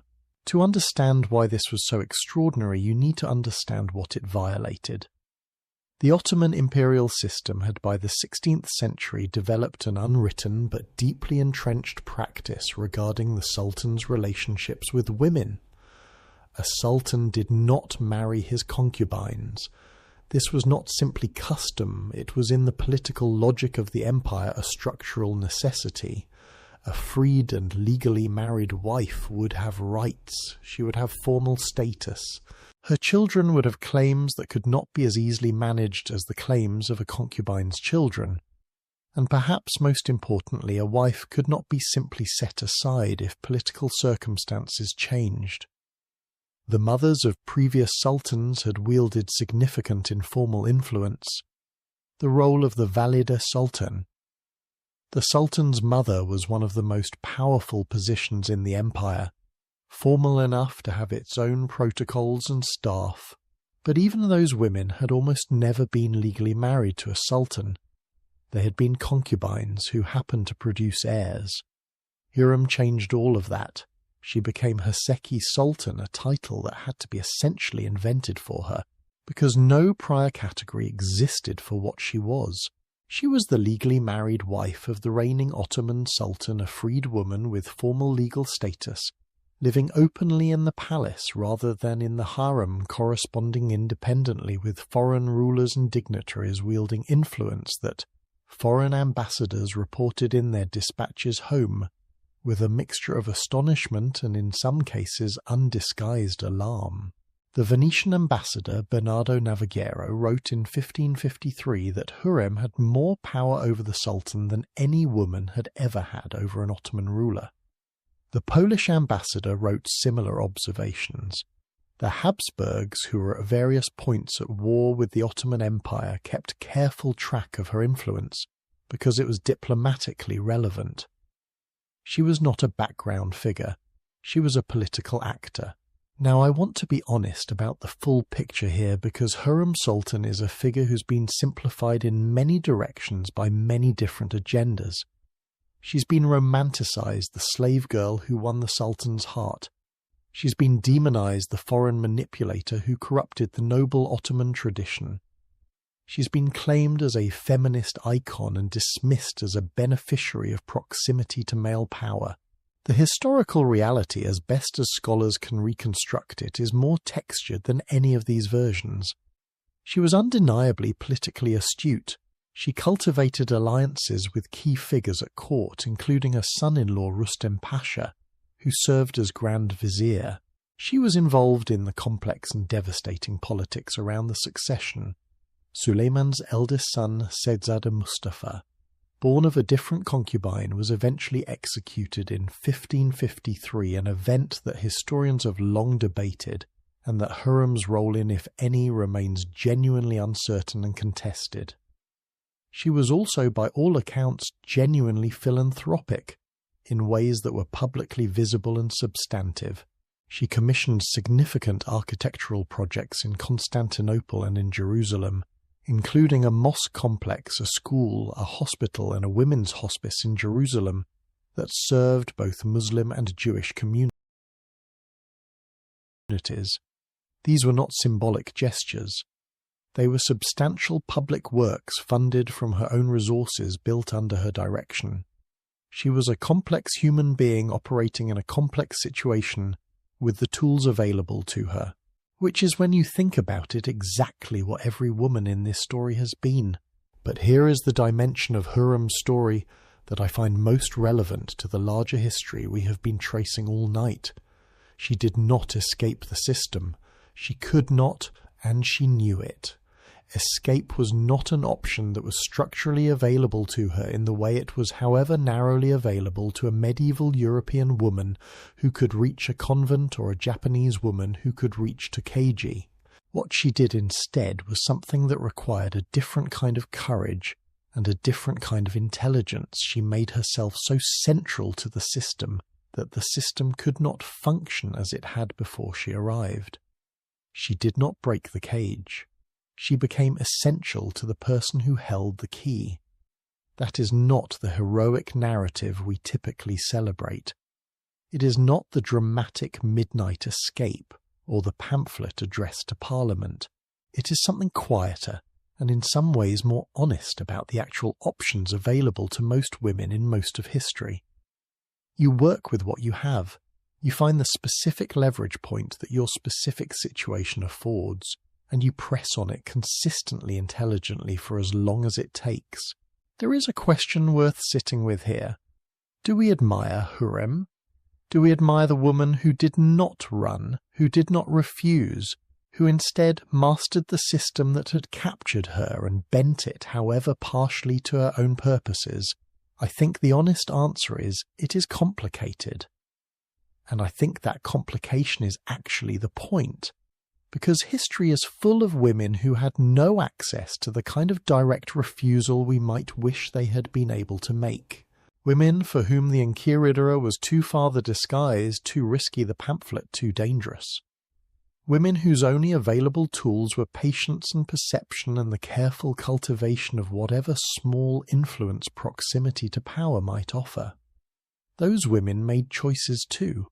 Constrained choices. Expensive choices, choices that cost them things we cannot fully account for, and those choices deserve the same careful attention we have given to the more dramatic escapes, because they were in their own way a form of survival, and survival, the stubborn, intelligent, creative insistence on remaining a person inside systems designed to reduce you to a function, is its own kind of resistance.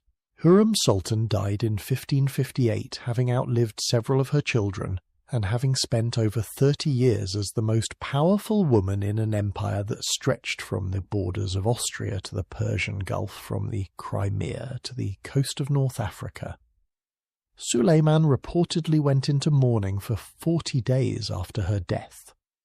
She is buried in a magnificent mausoleum adjacent to the Süleymaniye Mosque in Istanbul. You can visit it today. The slave girl from western Ukraine who became a legal wife, a Haseki sultan, a diplomatic correspondent, a builder of hospitals and schools, she left a physical mark on the landscape of one of the greatest cities in the world. That is not nothing. That is in fact a great deal.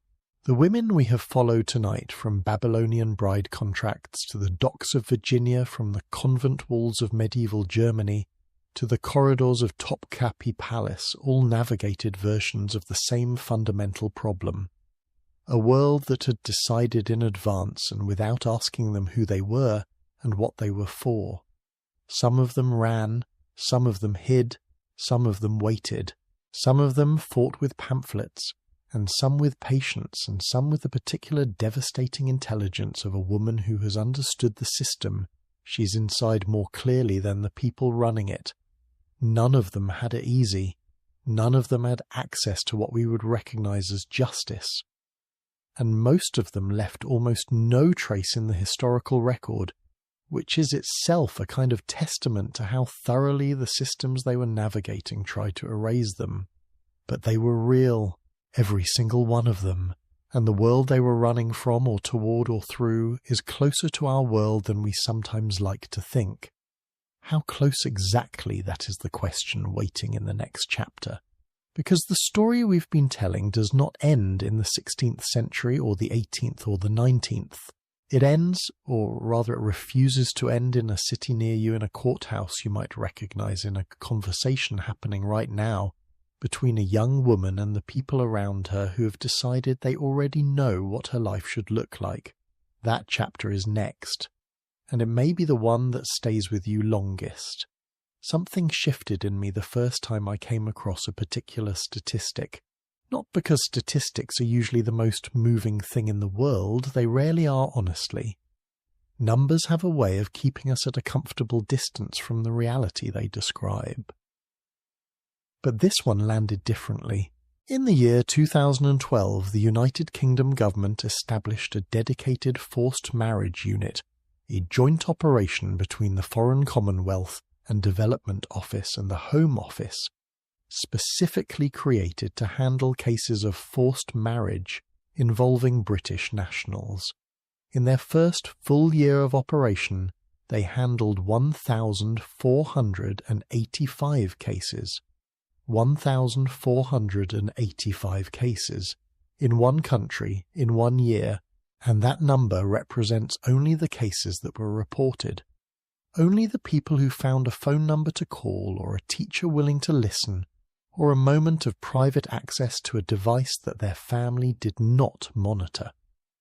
The historians who study medieval ecclesiastical court records and Ottoman harem documents and the petition scrolls of Tokaji Temple are studying the past. But the forced marriage unit is not studying the past. It is answering phones right now in a building in London. I want to be careful about how I tell this part of the story, because it is the part most vulnerable to being told badly. The history of arranged marriage in the modern world is genuinely complicated in ways that the medieval history paradoxically sometimes is not. In medieval Europe, the coercive nature of most arranged marriages was not a contested point. The legal and social architecture of the time made no particular secret of the fact that women's consent was optional at best. There was no pretense of freedom to maintain. In the contemporary world, the picture is considerably more layered. Arranged marriage as a cultural practice in which families participate meaningfully in the matching process, but the individuals involved retain genuine freedom to accept or refuse, is practiced by millions of people across dozens of cultures, and is for many of those people a genuinely valued tradition. Researchers who have studied satisfaction rates in arranged versus self-selected marriages have found results that are at minimum not straightforwardly in favour of the Western romantic ideal. Some studies suggest that marriages where families were involved in the selection process report comparable, or in some measures higher long-term satisfaction than marriages based purely on individual romantic choice. I say this not to defend coercion, I want to be completely clear about that, but because collapsing the distinction between arranged marriage and forced marriage is both intellectually lazy and practically harmful. It makes it harder, not easier, to identify and support the people who are actually being coerced. And it disrespects the many people for whom family involvement in partner selection is a meaningful cultural value they have freely embraced. The line between arranged and forced is not always sharp in practice, but it exists and it matters, and the line is this consent, real consent, freely given, genuinely possible to withhold without significant consequences for refusal. When that consent is absent, when the consequences of refusal are serious enough to make the yes effectively meaningless, then whatever cultural wrapper the marriage comes in the history we have been discussing all night is not finished. The United Kingdom's forced marriage unit data from the period between 2012 and 2023 reveals patterns that are worth understanding in some detail. The cases they handle come from a wide range of national and cultural backgrounds. Pakistan represents the largest single-source country in their data, followed by Bangladesh, India, Somalia, Afghanistan, and a number of others. But the data also consistently includes cases from Eastern European communities, East Asian communities, and in smaller but not negligible numbers, families with no recent immigrant background at all. The victims, and the unit uses that word deliberately, range in age from under 16 to over 60. Approximately 30% of the cases in recent years have involved male victims, a statistic that surprises many people and that the unit has worked to highlight precisely because the public image of forced marriage as something that happens exclusively to young women makes it harder for men and boys to come forward. The methods of coercion documented in the unit's case files span a range that would feel familiar to a historian of any century. Psychological pressure, financial control, threats directed at the individual or at siblings, removal of passports and identity documents to prevent flight, being taken abroad nominally for a family visit and then being prevented from returning until a marriage is agreed to. That last method, removal to a foreign country, document confiscation, isolation from support networks, appears in the unit's data with enough frequency that the United Kingdom passed specific legislation addressing it. The Forced Marriage Act of 2007, strengthened in 2014, which made forcing someone into marriage a criminal offence carrying a potential sentence of up to 7 years. 7 years in prison for forcing someone into a marriage they did not choose. We have as a society arrived at a place where that sentence is written into law, which means we have also as a society finally agreed that it needed to be. That agreement took approximately 4,000 years from the Code of Hammurabi, but it arrived. In the United States, the legal landscape around forced marriage is less uniform than in the United Kingdom, and that inconsistency has real consequences. For most of American legal history, forced marriage was not directly criminalized as a distinct offense.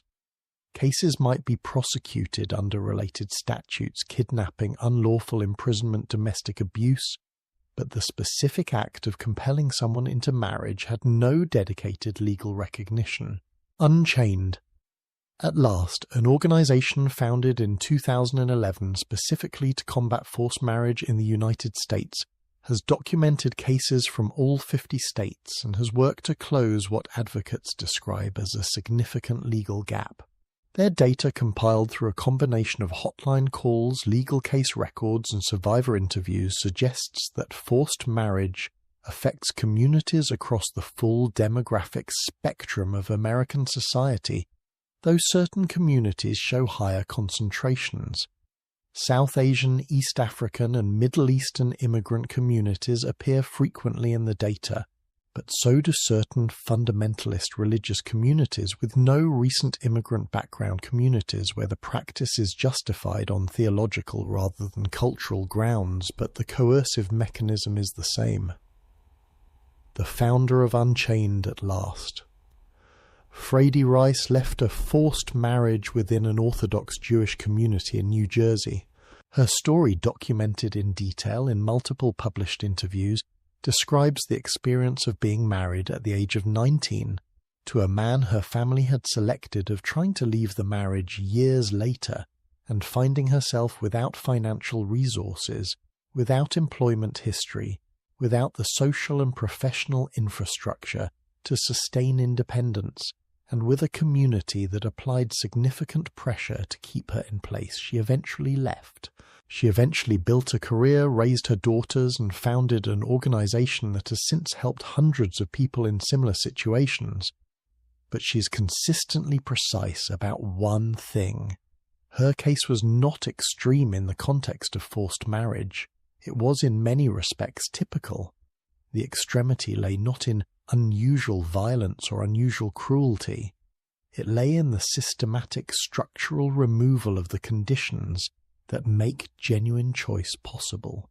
Education controlled, social networks controlled, financial independence prevented, identity documents held. The cage was not made of iron, it was made of dependency, and dependency, as we have seen throughout this entire history, is one of the most durable materials any cage can be built from. Let me ask you something, and I want you to really think about this one. What does genuine consent to a marriage actually require? Not legally set the law aside for a moment. What conditions need to be present for a yes to really mean yes? I think the answer includes at minimum the realistic ability to say no without losing everything, financial independence or at least realistic access to it, social connections outside the family network proposing the marriage, the education and information necessary to understand the decision being made, and enough time, real time, not ceremonial time, to consider it. When I run through that list, I realize that throughout most of the history we have been discussing tonight, almost none of those conditions were met for almost any woman in almost any culture. And when I look at the contemporary cases documented by the Forced Marriage Unit and organizations like Unchained at last, I notice that the most common feature of the situations they describe is the systematic removal of exactly those conditions. The isolation, the financial dependency, the educational restriction, the compressed timeline, the monitoring of outside relationships, the specific cultural justification changes, the specific geographic location changes, the specific religious language changes, the mechanism is the same. There is a figure from recent history who I think deserves mention here because her story illustrates with particular clarity both the persistence of the problem and the genuinely extraordinary courage that resisting it sometimes requires.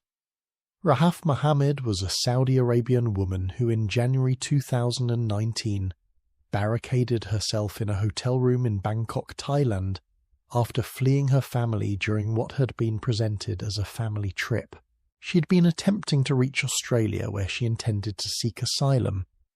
When her family and Saudi officials attempted to have her forcibly returned, she live-streamed her situation on social media from inside the locked hotel room, documenting in real time what she described as the danger she faced if returned. Within 48 hours, her situation had attracted global attention. The United Nations High Commissioner for Refugees intervened. Canada offered her asylum, and she arrived in Toronto within days. Her case was remarkable in its visibility and its resolution. It became briefly a global story. But what I want to draw your attention to is not the drama of those 48 hours. It is what came before them. The years of a life in which her movements were controlled, her marriage prospects were being arranged without her meaningful input, and the consequences of refusal were serious enough that escape felt like the only option. The hotel room in Bangkok was not the story. The hotel room in Bangkok was where the story finally became visible. For most women in similar situations, there is no hotel room. There is no live stream. There is no 48-hour window in which the world happens to be watching. There is just the quiet, invisible continuation of what the world has always done to women who are not asked what they want. The historian in me wants to end this chapter with a note about progress, because progress is real. The Matrimonial Causes Act of 1857 was real. The Forced Marriage Act of 2007 was real. The existence of dedicated government units and non-profit organizations and legal frameworks that treat forced marriage as a crime rather than a cultural tradition to be respected, that is real, and it matters, and it was earned by the accumulated courage of people across centuries who refused to accept the system as permanent. But the realist in me, the person who has spent time with the actual data, wants to be honest about the distance between where we are and where the complete version of this story ends. The complete version ends when the question of whether a woman's marriage is genuinely her choice is not a question that requires a government hotline to answer. When the conditions for real consent, education, financial independence, social connection, genuine freedom to refuse are so universally available that the concept of forced marriage becomes as genuinely historical as the Code of Hammurabi. We are not there, not even close, but we are closer than we were. And the women throughout this history, the ones who ran in the night, who held onto altars with both hands, who stitched disguises in forests, who wrote pamphlets addressed to Parliament, who barricaded hotel room doors and live-streamed their own courage, to a watching world, they are the reason for every inch of that closeness. Which brings us to the final chapter of tonight's story. And I want to be honest with you, this one is the hardest to write. Not because it is the darkest.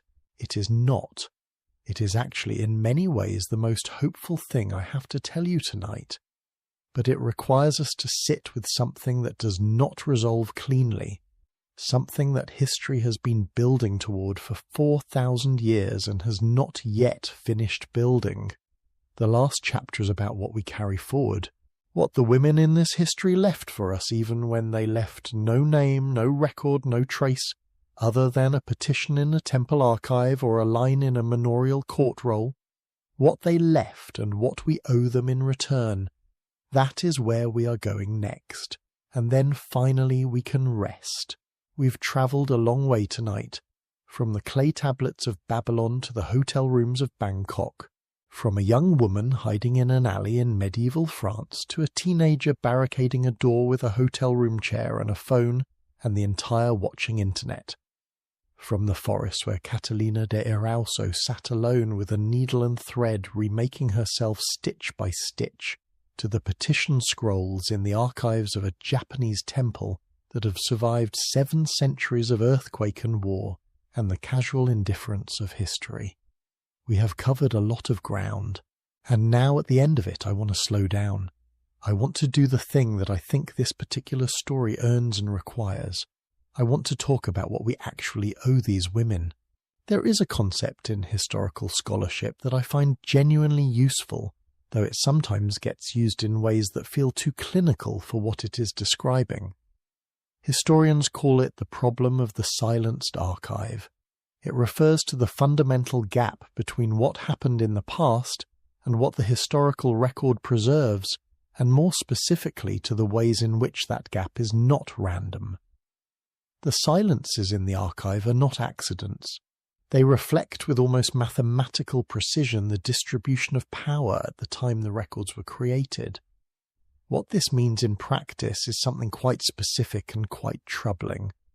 The women we have talked about tonight, the ones whose names we have are the exceptions, Hildegard of Bingen, Caroline Norton, Hurrem Sultan, Catalina de Erauso, Cristina of Marchiate. These women appear in the historical record because something about their circumstances gave them access to visibility, extraordinary talent, proximity to power, the specific political usefulness of their stories to the institutions that recorded them, or in some cases simply the luck of having someone nearby who thought to write things down. The women whose names we do not have, the Anne W. of Somerset, the unnamed girl hiding in an alley in 13th century France, the woman who walked 4 days through winter to reach Takiji Temple, the thousands of picture brides who arrived at Angel Island with photographs and hope and very little else. Those women are not absent from history because they were less significant. They're absent because the systems that surrounded them did not consider their experiences worth preserving. And that absence is itself a form of the same erasure they experienced while they were alive. Here is what I believe, and I want to say it plainly.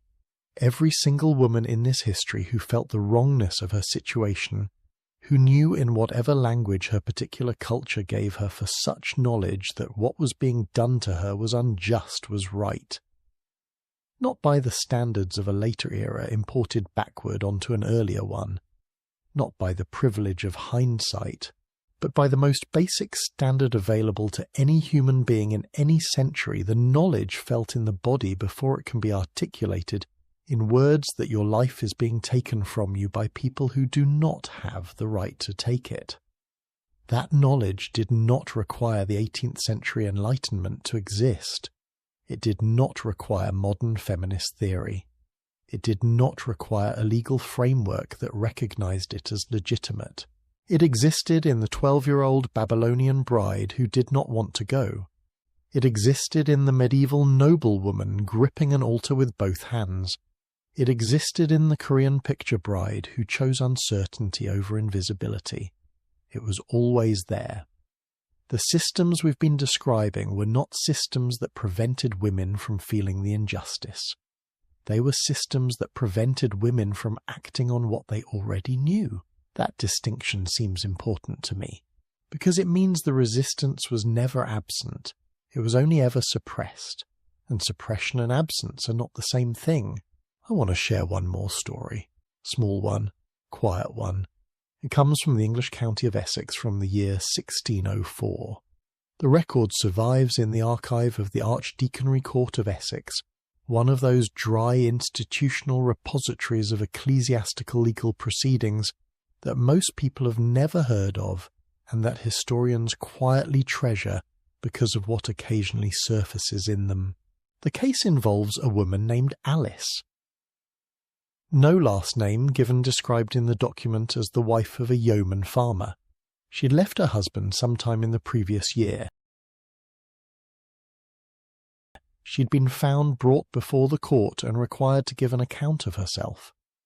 The record of what she said filtered through the court clerk's Latin summary, translated and examined by historian Martin Ingram in his detailed work on church courts and English social life, is brief. It takes up perhaps 3 lines of the original document. She said that she'd left because she could not stay. She said that she'd done what she believed was right. She said that she was sorry for any harm caused to others, but that she was not sorry for leaving. The court ordered her returned to her husband's household. The record does not tell us whether she complied. 3 lines, no last name, no further information. A woman who existed for approximately 30 seconds in the documentary record of her civilization, long enough to say I did what I believed was right. I am not sorry. And then gone. I think about Alice from Essex more than I think about most of the named historical figures in this story, because Alice is the rule, not the exception. Alice is the vast, silent majority of the history we have been discussing, the women whose resistance was real, and whose names we will never know, and whose lives continued in directions we cannot trace after the institutional record stopped caring about them. And I think what we owe Alice What we owe all of the unnamed Alices across 4,000 years of this history is at minimum this: to remember that they existed, to refuse the comfortable fiction that the absence of a name in the archive means the absence of a person who thought and felt and knew the difference between justice and its opposite, to hold the silence of the archive not as evidence of nothing, but as evidence of everything that the archive was not designed to hold. There is a question that this entire history keeps circling back to, and I want to name it directly before we close. The question is not why did these women put up with it for so long. That question honestly is the wrong question. It places the burden of explanation on the people who are being constrained, rather than on the systems doing the constraining. It implies passivity where there was, as we have seen, an enormous and varied and persistent resistance. The right question, the one that I think this history is actually asking, is what made the system so durable? And the answer, I think, is not violence. Violence was certainly present, but violence alone does not sustain a system for 4,000 years across dozens of cultures and multiple continents. Violence is too expensive and too unstable to be the primary mechanism.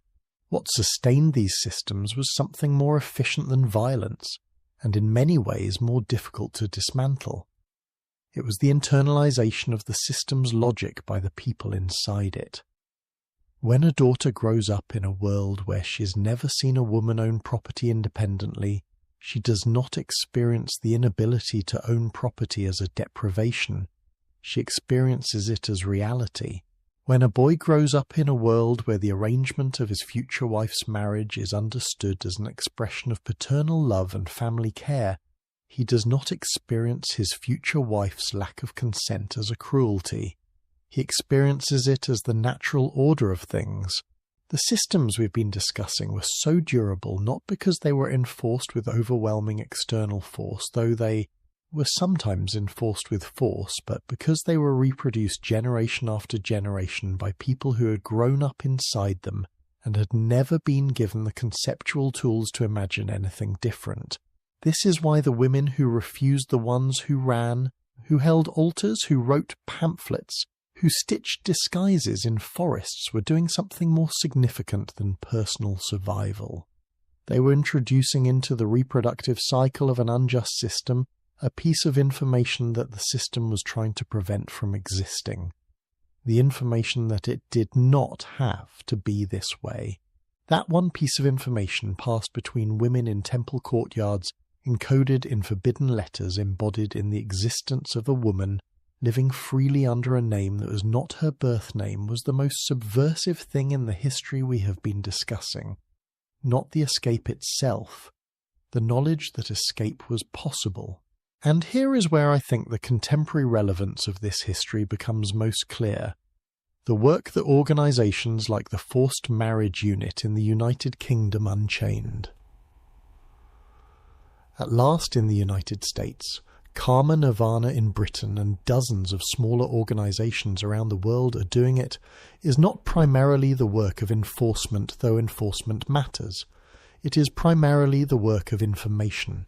Getting to the young woman who has been told her entire life that her situation is normal and inevitable, and the natural order of things, and saying it does not have to be this way. You have options. Here is a number to call. Here is a legal right you did not know you had. Here is a person who will help you with no obligation and no judgment. The same information that a woman in 12th century Japan passed to her neighbour about a temple 2 days' walk away.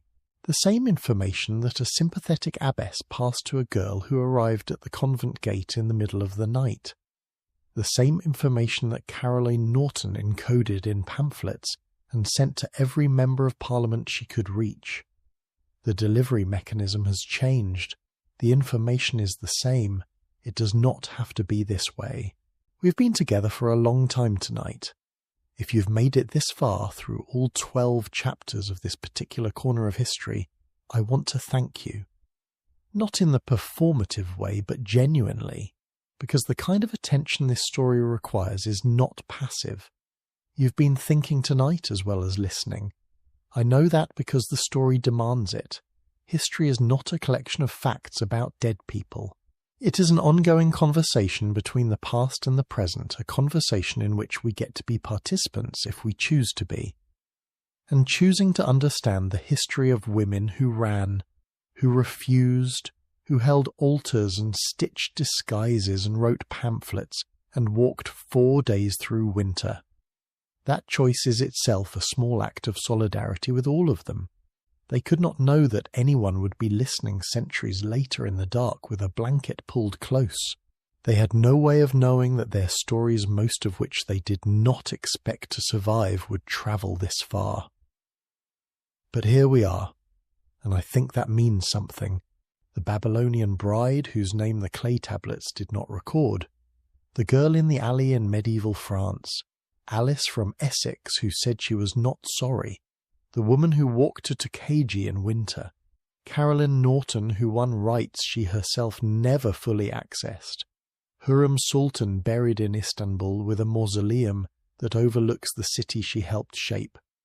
Catalina de Arauzo dying in Mexico under a name she had chosen for herself. Rahaf Mohammed alive and in Canada who barricaded a door with the whole world watching. And all of the women between them and after them, whose names we do not have and whose stories the archive was not built to hold. They are all in some essential way part of the same sentence. A sentence that began 4,000 years ago with a marriage contract pressed into clay, and that is still being written. And what it says, what it has always been saying underneath all the legal language and the institutional machinery and the centuries of enforced silence, is quite simple. I am here. I am a person. And this is my life. Thank you for spending part of your night with me. If this story moved something in you, if some piece of it will still be sitting quietly in your mind when you wake up, which I hope it will, please do leave a comment below. Tell me which woman's story stayed with you most. Tell me what you're thinking about. Tell me where in the world you're listening from. I genuinely read these and I genuinely love hearing from you. And if you have not already, and if this is the kind of storytelling you want more of in your life, a subscription costs nothing and means everything to a channel like this one.